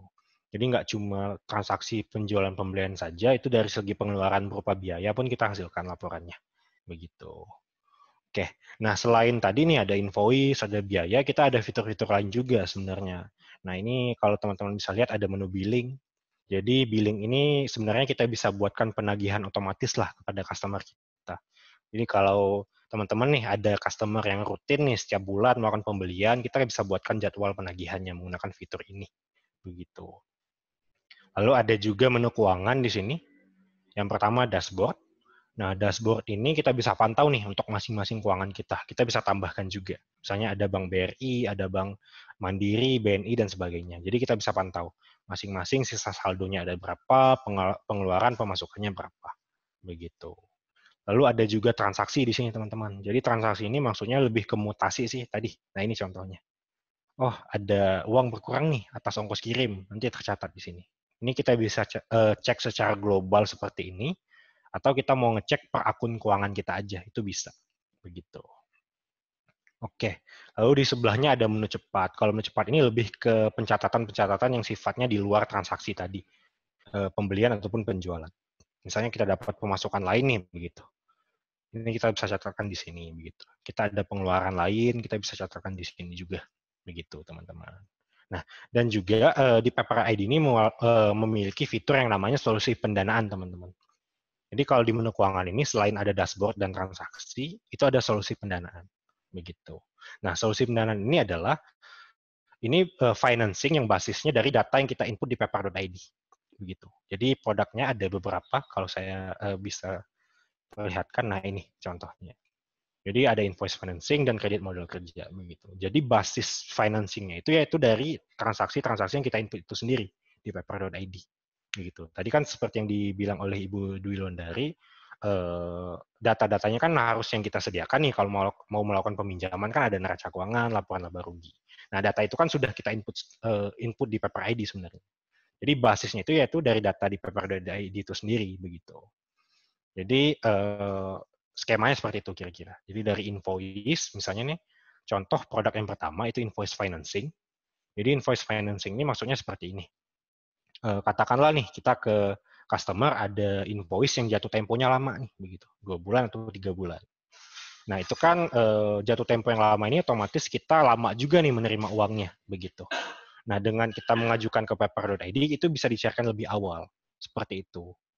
Jadi kalau untuk invoice financing itu konsepnya kira-kira seperti itu sederhananya. Begitu. Oke. Nah, itu untuk menu keuangan. Ada juga tadi ada menu stok seperti yang saya sebutkan di slide tadi. Jadi di sini kita bisa pantau persediaan masing-masing gudang tadi. Nah, ini saya bisa pantau nih. Oh, di lokasi stok ini sisa gitu. Kita bisa buat juga nih surat jalan, kita bisa buat penerimaan barang juga. Begitu. Oke, lalu ada juga menu akunting di sini. Nah, akunting ini lebih ke tadi pembukuannya begitu. Jadi sembari kita membuat transaksi tadi, pengeluaran dan pemasukan itu otomatis menghasilkan nih snapshot-nya begitu. Pendapatan berapa, biaya beban berapa begitu. Lalu ayat jurnalnya juga akan otomatis dihasilkan. Nah, ini contohnya nih. Waktu saya buatkan pengeluaran berupa ongkos kirim tadi, itu otomatis dihasilkan ayat jurnalnya. Seperti ini. Nah, ini contohnya. Begitu. Jadi debit kreditnya itu otomatis dilakukan oleh sistem. Begitu. Nah, selain pembukuan ini, otomatis data-data ini kan akan diolah nih menjadi laporan-laporan tadi, seperti neraca keuangan, laporan laba rugi, dan seterusnya. Nah, itu nanti teman-teman bisa akses di menu laporan di sini. Begitu. Nah, ini kita sediakan cukup banyak jenis laporannya. Jadi kalau yang di akunting, yang ada standar akunting itu ada neraca keuangan, neraca saldo, laporan laba rugi, dan juga laporan buku besar. Nah, ini kalau teman-teman bisa klik nanti, klik neraca keuangan, ini nilainya otomatis dihasilkan oleh sistem. Begitu. Nah, ini tadi saya buatkan transaksi-transaksi, ini otomatis nih dihasilkan oleh sistem. Pendapatan berapa, ini aktif, kalau ini neraca keuangan, aktiva berapa, kewajiban berapa, serta modalnya berapa. Begitu. Ini kita bisa unduh juga yang pastinya. Baik itu ke Excel ataupun ke PDF. Begitu. Ada juga laporan laba rugi tadi, kita bisa hasilkan juga. Kita bisa pilih juga range tanggal nih, per minggu, per bulan, atau bahkan per tahun. Begitu. Nah, seperti ini. Semuanya bisa diunduh kok, begitu. Nah, ini ada juga laporan invoice dan stok, teman-teman. Jadi, laporan stok teman-teman bisa hasilkan juga, begitu. Jadi, kita bisa cek nih, oh, saya mau cek nih dari tanggal 1 September ke 18 September ini, barang yang masuk dan keluar berapa. Itu bisa dicek di sini. Gitu. Misalnya saya pilih semua produk, lalu lokasinya saya pilih semua lokasi. Nah, ini tinggal saya klik hasilkan laporan saja. Nah, ini kelihatan nanti, oh, quantity masuknya 140, keluarnya 139, sisanya 9, begitu. 131, sisanya 9. Begitu. Ada juga nilainya nanti di sini. Nah, seperti ini. Nah, semua laporannya nanti itu bisa diunduh oleh teman-teman, begitu. Nggak cuma bisa kita tampilkan, tapi bisa diunduh juga.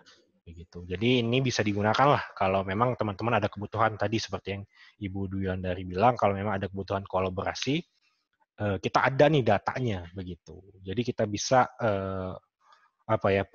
punya data lah untuk menampilkan nih kalau kita itu sebenarnya laporannya sudah tertata dengan rapi. Begitu. Oke, di sini juga ada laporan invoice. Nah, di sini banyak lagi laporan-laporannya. Jadi sebenarnya banyak laporannya yang kita sediakan di sini. Ada rekap pembayaran, ada laporan per pelanggan, ada laporan khusus penjualan, laporan khusus pembelian, ada laporan biaya tadi, ada laporan per produk, kita bisa pantau udah kejual berapa aja, lalu ada laporan invoice per 100% juga. Begitu. Jadi seperti yang saya bilang tadi di awal, dengan kita membuatkan transaksi saja, itu secara laporan akan otomatis dihasilkan oleh sistem. Begitu. Baik itu neraca keuangan, laporan laba rugi, dan sebagainya. Begitu. Jadi kira-kira seperti itu, teman-teman.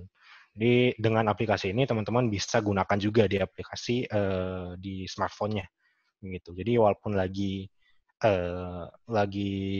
mengerjakan sesuatu yang lain, itu bisa juga sambil memantau performanya bagaimana, kita bisa unduh dimanapun dan kapanpun. Begitu.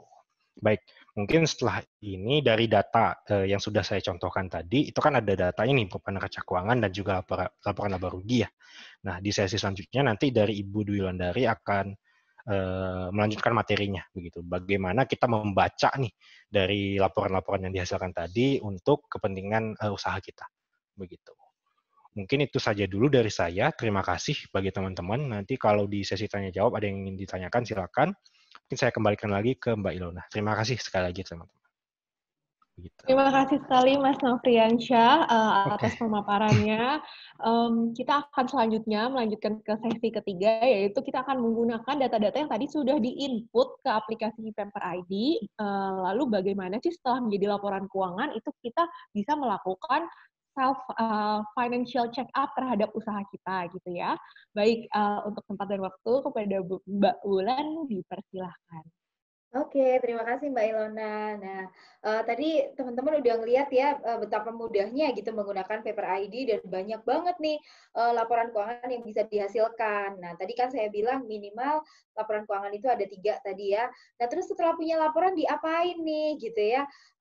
Apa namanya? Kita bisa baca sendiri, check up sendiri, kita bisa gitu. Supaya apa? Supaya pada saat misalnya nih kita ngajukan kredit atau kita mencari investor, kita sebenarnya udah tahu kita ini akan ditolak atau akan diterima gitu ya. Nah, jadi kita juga bisa perbaiki kalau misalnya, oh ternyata saya kurang sehat nih rasio-rasionya gitu. Nah, saya kasih beberapa contoh saja dari laporan keuangan punya Paper ID gitu ya. Apa yang bisa kita create dari si laporan keuangan.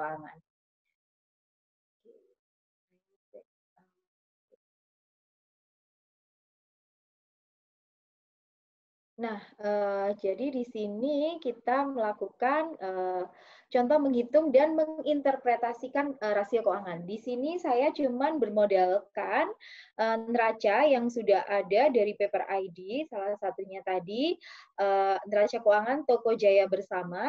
Lalu saya juga bermodalkan laporan laba rugi dari Toko Jaya Bersama. Nah, jadi Bapak dan Ibu sebenarnya untuk melakukan financial check up tadi tinggal melihat dua tempat ini aja gitu ya. Nah, lalu bisa ketemu ini nih. Nah, tadi ketika kita bilang tentang profitabilitas, kira-kira apa sih yang paling banyak dilihat? Toko Jaya Bersama ini kalau nggak salah toko kelontong ya, jadi kita ibaratnya di bisnis penjualan. Nah, biasanya untuk toko-toko seperti ini tuh yang kelihatan apa aja sih gitu. Nah, yang pertama kita dari profitabilitas kita bisa melihat gross profit margin. Jadi kemampuan si toko ini untuk menghasilkan keuntungan. Nah, jadi di sini ada laba kotor kita bagi dengan pendapatan kotor. Nah, kalau investor itu biasanya milih yang gimana? Kalau orang yang mau ngasih kredit milih yang gimana? Margin laba kotor yang lebih tinggi. Jadi di angka ini semakin tinggi semakin baik. Apakah ada standarnya? Nah, untuk beberapa rasio memang tidak ada standarnya karena bandingannya adalah industri sejenis. Jadi teman kita di industri yang sama itu kondisinya gimana? Nah, jadi bandinginnya sama temennya nih dalam usaha yang sama gitu. Atau bandingannya sama usahanya di masa lalu. Jadi kok meningkat terus ya, profit marginnya kok meningkat terus. Nah, ini juga bisa dilihat oleh calon investor atau calon kreditur ya. Nah, yang kedua adalah return on asset. Tinggal cari aja di bagian laporan laba rugi, cari yang namanya laba bersih. Udah kelihatan di situ ya. Jadi contohnya laba bersih dia tulis di sini nih. Nah, laba bersih ya sudah dipotong semuanya tuh angkanya ada. Nah, 508.000 ya, sorry. Oke, aku supaya lebih mudah. Oke. Nah, jadi saya akan kembali ke sini. Nah, itu kan langsung kelihatan dari laporan keuangan, tinggal ngelihat aja gitu ya, 308.000, sorry. Nah, jadi ketemu nih return on asset-nya berapa. Nah, laba bersih dibagi total aset. Nah, sebenarnya tujuannya untuk apa? Tahu ini.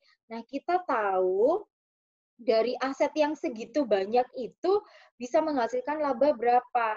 Nah, balik lagi, kalau kita bicara profitabilitas, memang pembandingnya adalah rata-rata industri sejenis. Nah, jadi karena kita di sini berada di berbagai industri, gitu ya, nah, nggak bisa dikasih satu angka yang bagus segini. Nah, tapi ada juga nih yang angkanya udah ada patokan meskipun tidak fix 100% gitu ya, tapi ada patokan kesepakatan bagi yang mau ngasih kredit maupun yang yang mau jadi investor. Contoh adalah di rasio likuiditas dia gitu ya. Nah, tadi rasio likuiditas itu ketika kita menghitung current rasio, kita melihat aset lancar dia dibagi kewajiban lancar. Nah, berarti ngelihatnya kemana nih? Ngelihatnya ke neraca. Nah, jadi karena dia nggak ada aktiva tetap ya, rata-rata di situ adalah aset lancar, maka kita bagi dengan kewajiban lancar dia, gitu ya. Nah, ketemu nih angkanya, nah 2,66. Nah, biasanya kreditur atau investor itu suka yang bagaimana? Suka yang rasio lancarnya itu lebih besar dari 1. Karena apa? Karena menunjukkan kalau kita ngasih modal, kalau kita ngasih utang sama dia, dia punya kemampuan untuk membayar. Nah, jadi perusahaan itu bisa menutup liabilitas jangka pendek dengan aset dia yang paling liquid. Nah, terus batasnya berapa? Tadi kan saya bilang nih, kalau misalnya aset current ratio itu ada batas keseimbangannya juga loh. Jadi meskipun dia lebih preferable adalah di atas 1, tapi biasanya kalau udah di atas 3 itu agak bablas. Sayang banget karena duitnya bisa kita puter nih untuk usaha, jangan terlalu banyak kas gitu. Jadi batasnya biasanya antara 1 sampai 3. Nah, kita lihat si toko ini dia masih aman 2,66. Nah, kalau mau lebih cepat lagi, apakah dia bisa sangat cepat nih untuk memenuhi semua tagihan-tagihannya? Kita keluarkan persediaan dari equation-nya, kita keluarkan persediaan. Jadi aset lancar kita kurangi persediaan, kita bagi dengan kewajiban lancar. Ternyata dia 2,55. Nah, ini aturan yang lebih ketat, tapi dia bagus ya. Di atas 1, dia di bawah 3. Nah, lalu bagaimana? Apakah dia kalau ngasih piutang itu udah benar gitu ya? Kita bisa hitung di rasio aktivitas, yaitu rasio perputaran total piutang. Nah, jadi kita tinggal lihat aja tadi penjualan bersih ya, ada di laporan laba rugi, lalu kita bagi dengan piutang usahanya. Tadi ada kan ya di neraca. Nah, ketemu nih angkanya. Semakin tinggi semakin baik. Nah, yang sangat diperhatikan kalau kita mau ngasih utang sama orang atau kita mau ngasih kredit, kita mau jadi investor, kita lihat dulu perbandingan hutang dia gitu ya. Nah, ada yang namanya debt to asset ratio, hutang dibagi dengan aset. Nah, jadi biasanya sih nilai normal, jadi gini, usaha itu punya utang nggak apa-apa, tapi jangan sampai utangnya bablas gitu. Nah, ini di sini berarti utang dia kan kecil gitu ya, 0,37 aja. Jadi 0,6, 0,7 masih oke gitu. Nah, sama juga kalau utang kita bagi sama modal. Jadi teman-teman tinggal ngelihat tadi di neraca utangnya dia berapa, modalnya dia berapa. Ketemulah itu angkanya gitu ya, 0,3 di situ. Masih oke karena di bawah 1. Artinya apa? Artinya kalau perusahaan ini mau ngutang sama saya, kayaknya saya akan ngasih gitu. Kenapa? Ya karena dia jelas bisa memenuhi kewajiban. Current rasionya dia oke, quick rasionya dia oke, utangnya juga nggak kebanyakan gitu ya. Lalu untuk perputarannya juga udah lumayan. Nah, dia kira-kira gampang menghasilkan profit apa enggak? Nah, itu yang saya lakukan adalah lihat industri sejenis. Jadi saya lihat toko-toko sejenis juga gitu. Jadi ibaratnya kalau kita mau ngasih utang tadi, kalau memang untuk profitabilitas kita melihat di industri itu, di industri yang sama itu kira-kira berapa nih orang-orang lain rasionya berapa. Nah, kalau dia performance-nya masih lebih bagus juga oke gitu ya. Kita kasih aja nggak masalah. Nah, sebenarnya dari sini pun artinya apa? Artinya teman-teman begitu nanti install Paper ID dan bisa masukin semua, lalu ketemu jadi neraca, jadi laporan rugi laba, teman-teman bisa ngecek kesehatannya sendiri. Jadi sebenarnya kalau mau utang itu udah tahu saya bakal ditolak atau enggak gitu. Karena kan udah kelihatan nih sebenarnya. Waduh, saya ternyata selama ini usaha saya dibiayai sama utang. Debt to asset rasionya terlalu tinggi, debt to equity rasionya terlalu tinggi. Dan ternyata profitabilitas saya itu kecil banget. Ternyata saya bahkan nggak bisa melunasi kewajiban jangka pendek karena current rasio saya di bawah 1. Ya kan, quick rasio di bawah 1. Waduh, usaha saya sebenarnya udah nggak sehat. Nah, kalau nggak sehat ya kita nggak bisa paksain dong orang untuk membiayai usaha kita. Nah, makanya dari awal teman-teman mulailah catat keuangan, mulailah lakukan financial check up. Kalau bisa periodik ya, 6 bulan sekali, 1 tahun sekali. Jadi nanti kita kelihatan di aktivitas mana yang kita tidak efisien. Dan juga memang harus selalu melihat industrinya nih, saya tinggal di industri mana. Sama kayak teman-teman nentuin harga ya. Teman-teman nentuin harga kan nggak mungkin nentuin harga suka-suka sendiri. Pasti kan melihat pesaing. Nah sama, kita juga melihat nih, kondisi pesaing itu bagaimana, dia bisa menciptakan profit sampai segimana gitu. Dan ini, hitungan ini hanya bermodal dari sini aja. Dan ini produknya Paper ID ya. Jadi neraca keuangan dan laporan laba rugi. Jadi saya cut sampai di sini gitu ya. Nah, saya lihat nah ini semua lengkap. Saya potong-potong aja biar kelihatan gitu di PowerPoint kalau nanti PowerPoint-nya di-share ya. Nah, jadi begitu dari produk itu aja kita udah bisa melakukan financial check up sendiri. Nah, nanti apakah rasio keuangan hanya itu? Enggak, banyak gitu ya rasio keuangan. Nah, makanya kita nomor satu adalah kita sesuaikan dengan kita berada di industri apa dan apa saja yang biasa diperhatikan ketika kita ada di industri itu. Nah, begitu teman-teman, itu contoh singkat gitu ya, bagaimana melakukan financial check up. Angkanya tinggal ambil aja di laporan yang sudah di-provide sama Paper ID. Angka dimasukkan ke rumus, keluar hasilnya, ketahuan nih, oh ini saya nggak sehat, oh ini saya terlalu berlebihan gitu. Nah, sehingga kita bisa memperbaiki aktivitas. Ya, sama kalau misalnya gula darahnya lagi tinggi, kurangi makan yang manis-manis gitu ya, supaya nggak diabetes, nggak bablas.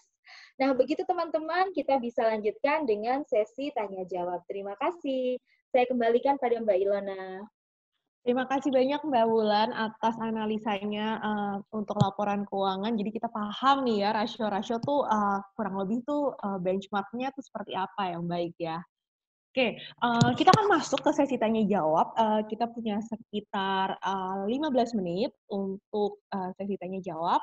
Saya akan mulai dulu ke Mas Nofri. Mas Nofri, ada pertanyaan nih untuk paper.id. Apakah paper.id ini berbayar, Mas? Dan apakah ada penggunaan pengaturan administrator untuk karyawan? Oke, baik. Ya, langsung dijawab aja nih. Iya, langsung dijawab Ya. aja, Mas. Oke, ya jadi sebenarnya Paper ID ini kita ada 2 versi nih teman-teman. Yang pertama teman-teman itu bisa gunakan secara gratis, benar. Jadi teman-teman tanpa perlu bayar pun bisa digunakan gratis tanpa batasan waktu dan tanpa batasan data juga, begitu. Jadi buat pelaku UMKM ini sebenarnya cocok banget begitu. Jadi teman-teman kalau memang butuh nih pencatatan yang ringkas dan sederhana itu bisa gunakan versi yang free kita begitu. Tapi kita juga ada nih versi yang berbayarnya begitu. Kalau memang teman-teman ingin fitur yang lebih lengkap dan juga seperti tadi yang ditanyakan administrator juga untuk karyawannya itu baru tersedia di fitur berbayarnya begitu. Jadi ada administrator ini ada kita sediakan. Jadi teman-teman nanti bisa atur sendiri. Oh, si A saya mau atur nih dia cuma bisa akses ini aja. Oh, si B dia cuma bisa akses ini aja. Itu ada begitu. Tapi tetap teman-teman bisa gunakan secara free begitu. Jadi untuk kebutuhan yang simpel dan sederhana itu cukup menggunakan yang free juga nggak masalah. Tanpa ada batasan waktu dan tanpa ada batasan data. Begitu. Oke, luar biasa banget ya. Ini jadi bisa Iya, diakses betul. secara free, tidak Betul. berbayar gitu ya. Silahkan Bapak Ibu setelah ini bisa akses ke websitenya paper.id, lalu register di sana untuk coba-coba ya, mempelajari bagaimana membuat invoice, membuat laporan keuangan. Dan apabila memang masih bingung, dalam beberapa hari ke depan, sesi hari ini kita akan upload di YouTube-nya, channel YouTube-nya Smesco Indonesia. Jadi nanti ketika Bapak Ibu mencoba-coba terus mengalami kendala, boleh ditonton lagi sesi webinar sore hari ini. Jadi Bapak Ibu bisa mendapatkan penjelasan yang lebih detail sambil mencoba gitu. Sambil praktik, sambil menonton. Oke, Pak, pertanyaan selanjutnya nih. Apa sih kelebihan dan kekurangan menggunakan pembayaran digital? Bukankah pembayaran digital itu tidak bisa langsung dicairkan ya? Apakah bisa terjadi kesalahan pencatatan, misalnya jadi tidak tercatat atau tercatat double? Oke, baik. Nah, kelebihan menggunakan bayaran digital tadi seperti yang sempat saya sebutkan, adalah itu secara otomatis piutang-hutangnya akan rekonsiliasi, teman-teman.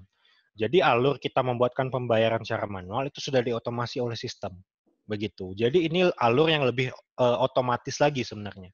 Jadi dengan kita dengan customer kita nih melakukan pembayaran menggunakan fitur ini, itu kita tinggal cairkan aja sebenarnya, tanpa perlu kita buatkan pembayaran secara manual lagi, begitu. Nah, untuk pertanyaan selanjutnya, kelemahannya apa?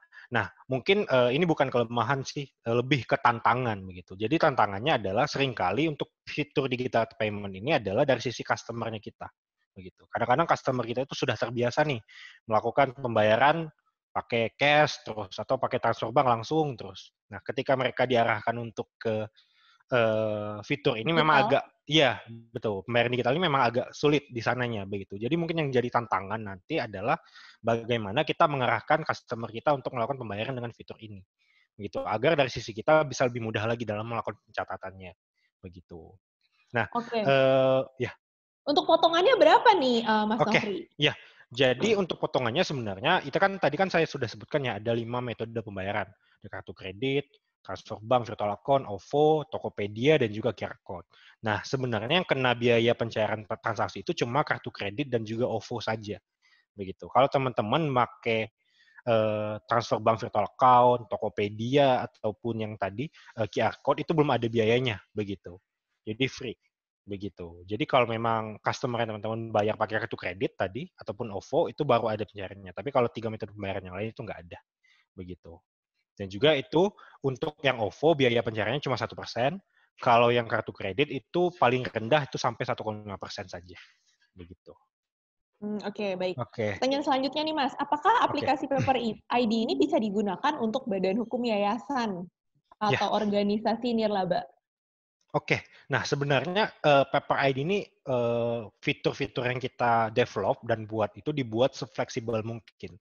Jadi macam-macam usaha itu bisa gunakan sebenarnya. Jadi seperti yang dilihat di slide tadi ada beberapa usaha nih. Nah, itu ada yang jual berupa produk fisik, ada yang jasa, ada yang kontraktor. Itu semuanya bisa pakai.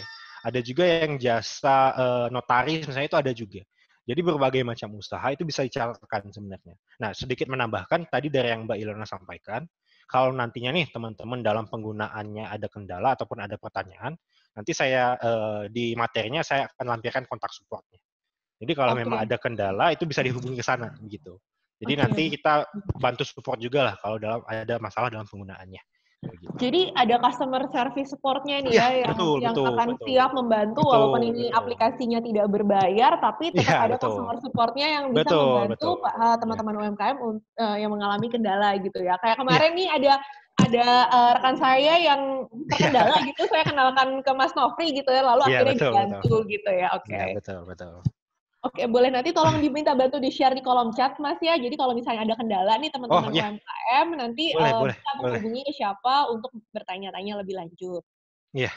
Oke, pertanyaan berikutnya, bagaimana dengan pencatatan laporan keuangan untuk usaha resto menggunakan aplikasi digital? Prinsipnya sama aja ya mungkin Mas Nofri ya, kalau tadi kan memang Iya, usaha benar, dagang benar. gitu ya. Tapi Benar. kalau Kalau tadi resto kan ya, mhm, ya kalau tadi kan contohnya kan lebih ke yang simpel ya, mhm. distributor ya jual beli begitu. Tapi kalau memang ada kebutuhan untuk resto, sebenarnya ada caranya. Tapi memang kalau kita sampaikan di sini agak sedikit terbatas sih waktunya.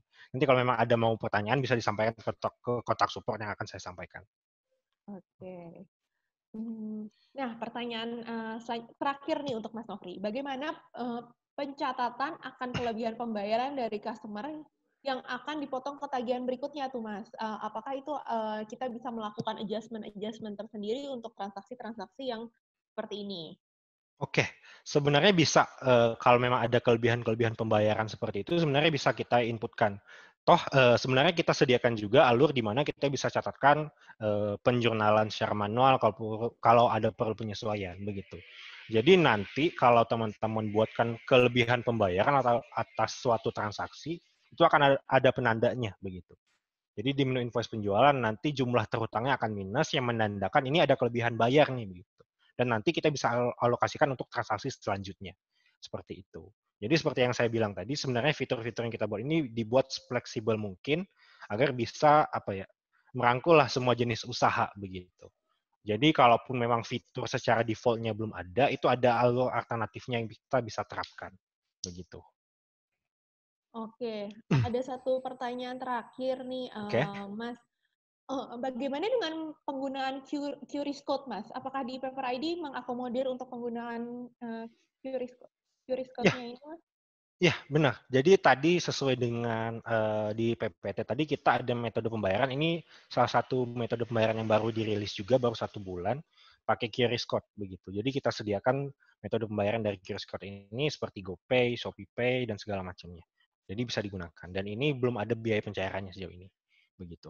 Oke, luar biasa sekali ya. Kita beberapa waktu lalu juga sempat mengadakan sesi QRIS Code bersama Bank Iya, Indonesia. Dan memang itu saat seperti ini disarankan untuk menggunakan metode pembayaran yang cashless ya sebagai metode pembayaran yang sehat. yes, betul, betul. Baik, terima kasih banyak Mas Siap, Nofri. Saya akan terima kasih Ibu beralih Gita. ke Mbak Ulan. Mbak Ulan, ada pertanyaan nih Mbak Ulan. Hal apa saja sih yang harus dilakukan manajemen untuk bisa tetap menjaga kondisi current ratio yang stabil, yaitu tidak terlalu rendah, juga tidak terlalu tinggi?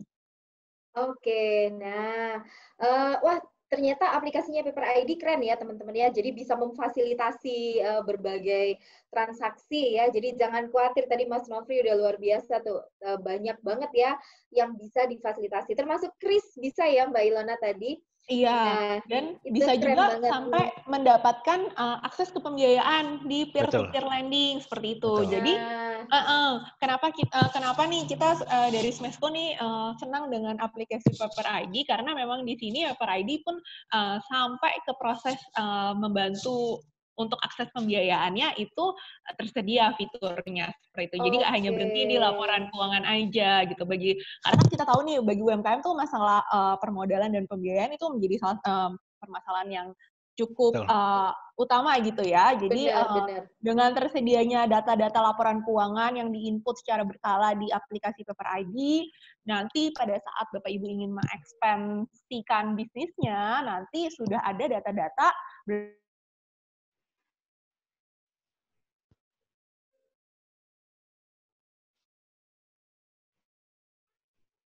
beserta perhitungan-perhitungan rasio itu yang nanti bisa seperti itu. Oke. Nah, jadi saya ke pertanyaan ya. Tadi ada pertanyaan, bagaimana sih saya menjaga current ratio supaya kondisi ideal tadi ya di atas 1 di bawah 3. Jadi sebenarnya teman-teman, rasio apapun itu sebenarnya terutama kita lihat isinya apa. Tadi gini, current ratio itu isinya apa sih? Current ratio itu menunjukkan likuiditas kita. Misalnya kita ditagih semua utang-utang lancar kita, kalau kita ini punya utang, misalnya ditagih, apakah aktiva lancar kita atau aset-aset lancar kita itu bisa mengcover nggak? Kan begitu. Nah, berarti kan di rasio ini isinya adalah perbandingan antara aktiva lancar dengan hutang lancar. Nah, ketika teman-teman melakukan financial check up, lalu ketemu nih, angkanya ternyata di bawah 1 gitu ya, 0, sekian gitu. Nah, ini kan sebenarnya kalau seandainya teman-teman ditagih sekarang, itu aset-asetnya nggak mengcover sama sekali. Atau misalnya ketemunya di atas 3. Nah, berarti kalau teman-teman ditagih, duitnya ada, tapi duit ini nganggur, nggak karu-karuan. Yang seharusnya teman-teman bisa gunakan untuk menambah kapasitas usaha, kan begitu. Nah, jadi bagaimana sih cara manajemen untuk menyetabilkan ini?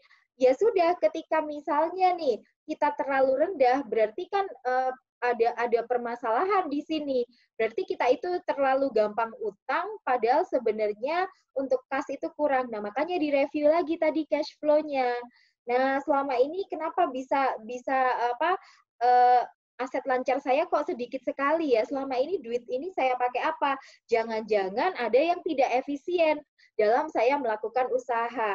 Nah, jadi digedein harus dibesarin nih aktiva lancarnya atau diturunin hutang lancarnya, yaitu mulai dibayar sedikit demi sedikit sebelum membuat hutang baru. Nah, ini berlaku untuk rasio apapun ya teman-teman ya. Kita tinggal melihat aja apa dibagi sama apa. Kalau pengen yang ini lebih tinggi, berarti kan ya salah satu harus ditingkatkan atau salah satu harus diturunkan. Jadi logika rasio, logika check up itu seperti itu saja. Jadi semua rasio sama. Misalnya gini, debt to equity rasio saya terlalu tinggi. Nah, berarti kan utang dibandingkan sama modal kita itu gedean utang. Satu-satunya cara utangnya diturunin, ya kan? Dicicil dulu sebelum membuat utang baru. Atau nyetor modal lagi pakai duit pribadi, misalnya lagi punya duit, kan begitu. Ya, jadi untuk menyeimbangkan rasio itu seperti itu. Nah, makanya kenapa sih enak banget kalau kita melakukan financial check up? Karena kita berasa ada remnya sebelum bablas gitu ya. Di current rasio tadi misalnya sebelum bablas ngutang mulu. Oh, ternyata saya sebenarnya kalau ditagih itu nggak ada nggak ada uang untuk melunasi. Karena ya namanya utang ya, saya sering bilang tuh, baik perencanaan keuangan pribadi maupun UMKM, namanya utang mau masuk surga nggak jadi gara-gara ternyata ada utang yang belum terbayar ya. Jadi meskipun orang yang nggak ada pun utangnya harus dilunasi. Nah makanya kita check up satu persatu. Itu Mbak Ilona ya, jadi boleh naikkan di aset lancar atau turunkan hutang lancarnya, cicil dulu sebelum ambil utang baru. Atau manajemen cash flow-nya diperbaiki. Oke, pertanyaan terakhir nih, kita punya sebenarnya sudah kehabisan waktu, cuma ini pertanyaan yang mungkin jarang ditanyakan gitu ya. Bagaimana cara menghitung valuasi untuk UMKM? Ini mungkin kaitannya nih, saya punya usaha gitu ya, toko kelontong misalnya Bu. Tapi ternyata saya nih udah nggak mau melanjutkan usaha gitu loh. Saya ingin menjual ke tetangga saya tokonya gitu. Nah itu untuk valuasinya tuh biasanya tuh dihitung dari mana Bu? Kan misalnya kita sudah punya laporan keuangan, apakah berapa kali dari profit tahunan gitu misalnya?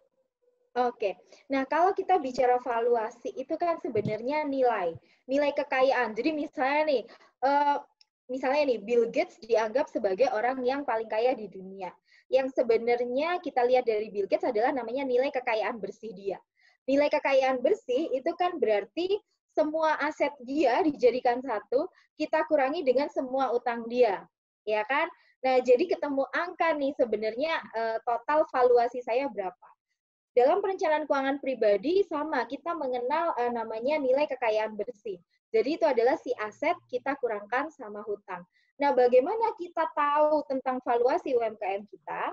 Kalau misalnya pengen menjual gitu, yang pertama ya kita valuasi yang sekarang dulu, yang kelihatan banget. Di neraca kan kelihatan nih, total aset kalau kita bandingkan dengan total hutang, itu sebenarnya yang benar-benar punya kita, totalnya itu berapa gitu ya, kan kelihatan banget nih nilai kekayaan ya? bersih. Nah, jadi total aset dikurangi total hutang kan kelihatan nih, nilai kekayaan bersih saya segini. Tapi tidak hanya itu. Kalau kekayaan pribadi kan dia belum tentu naik terus gitu ya, kalau misalnya asetnya tidak ditaruh di aset investasi. Nah, ketika kita punya usaha itu kan ada prospek untuk menghasilkan profit. Nah, jadi benar banget Mbak Ilona tadi, paling tidak kita bisa menunjukkan selama ini kita itu misalnya net profit marginnya berapa, perputaran usahanya bagaimana. Jadi memang rasio keuangan itu juga bisa sekaligus dijadikan sebagai valuasi sebuah usaha. Jadi misalnya udah kelihatan nilai kekayaan bersih saya segini, tapi usaha yang segini ini masih mungkin menghasilkan income yang segini. Nah, disitulah kita punya bargaining power untuk menawarkan berapa sih usaha saya akan dinilai sama orang lain.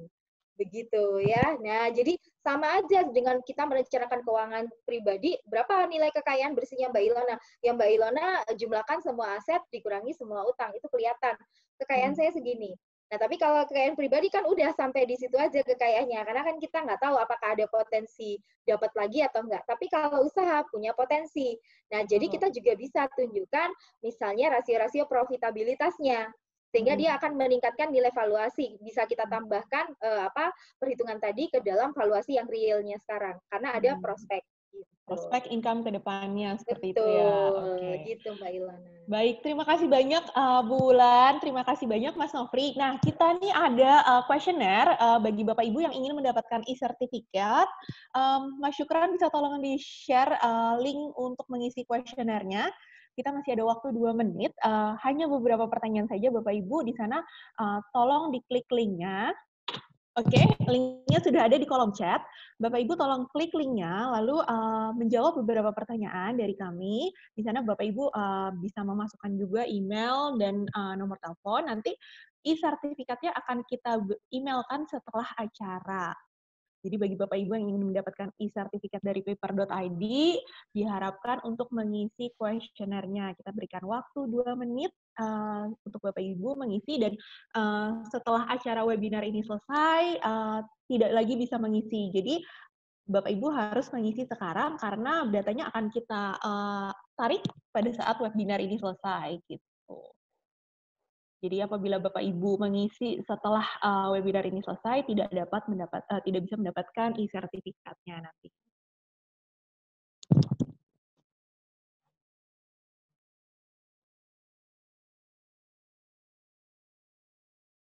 Ya, kita masih berikan waktu beberapa menit lagi ke depan untuk Bapak Ibu mengisi kuesionernya.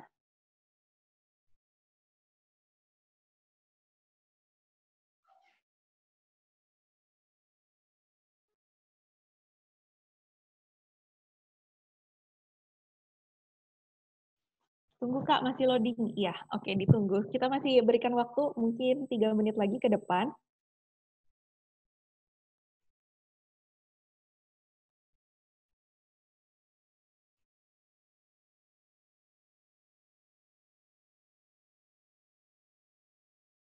Oke, dan sudah ada yang selesai. Sudah, Kak. Oke, baik. Terima kasih banyak Bapak Ibu yang sudah berpartisipasi dan terutama terima kasih banyak kepada Ibu Wulan dan Mas Nofri beserta tim dari Paper ID yang sudah bersedia untuk berbagi ilmu dan berbagi pengetahuan bagi teman-teman UMKM kita di sore hari ini. Saya atas nama Kementerian Koperasi dan UMKM beserta Smesco Indonesia mengucapkan banyak terima kasih. Mudah-mudahan kita bisa bertemu di lain kesempatan. Selamat sore, selamat berakhir pekan. Terima kasih. Terima kasih Bapak dan Ibu, sampai ketemu Terima kasih lagi. Terima semuanya. kasih Mbak Terima kasih Ilona, kepada, Mas Nofri. iya, sama-sama. Terima kasih juga kepada tim Smesco yang sudah Assalamualaikum. mendukung acara ini. Terima kasih. Assalamualaikum, izin live. Iya, waalaikumsalam.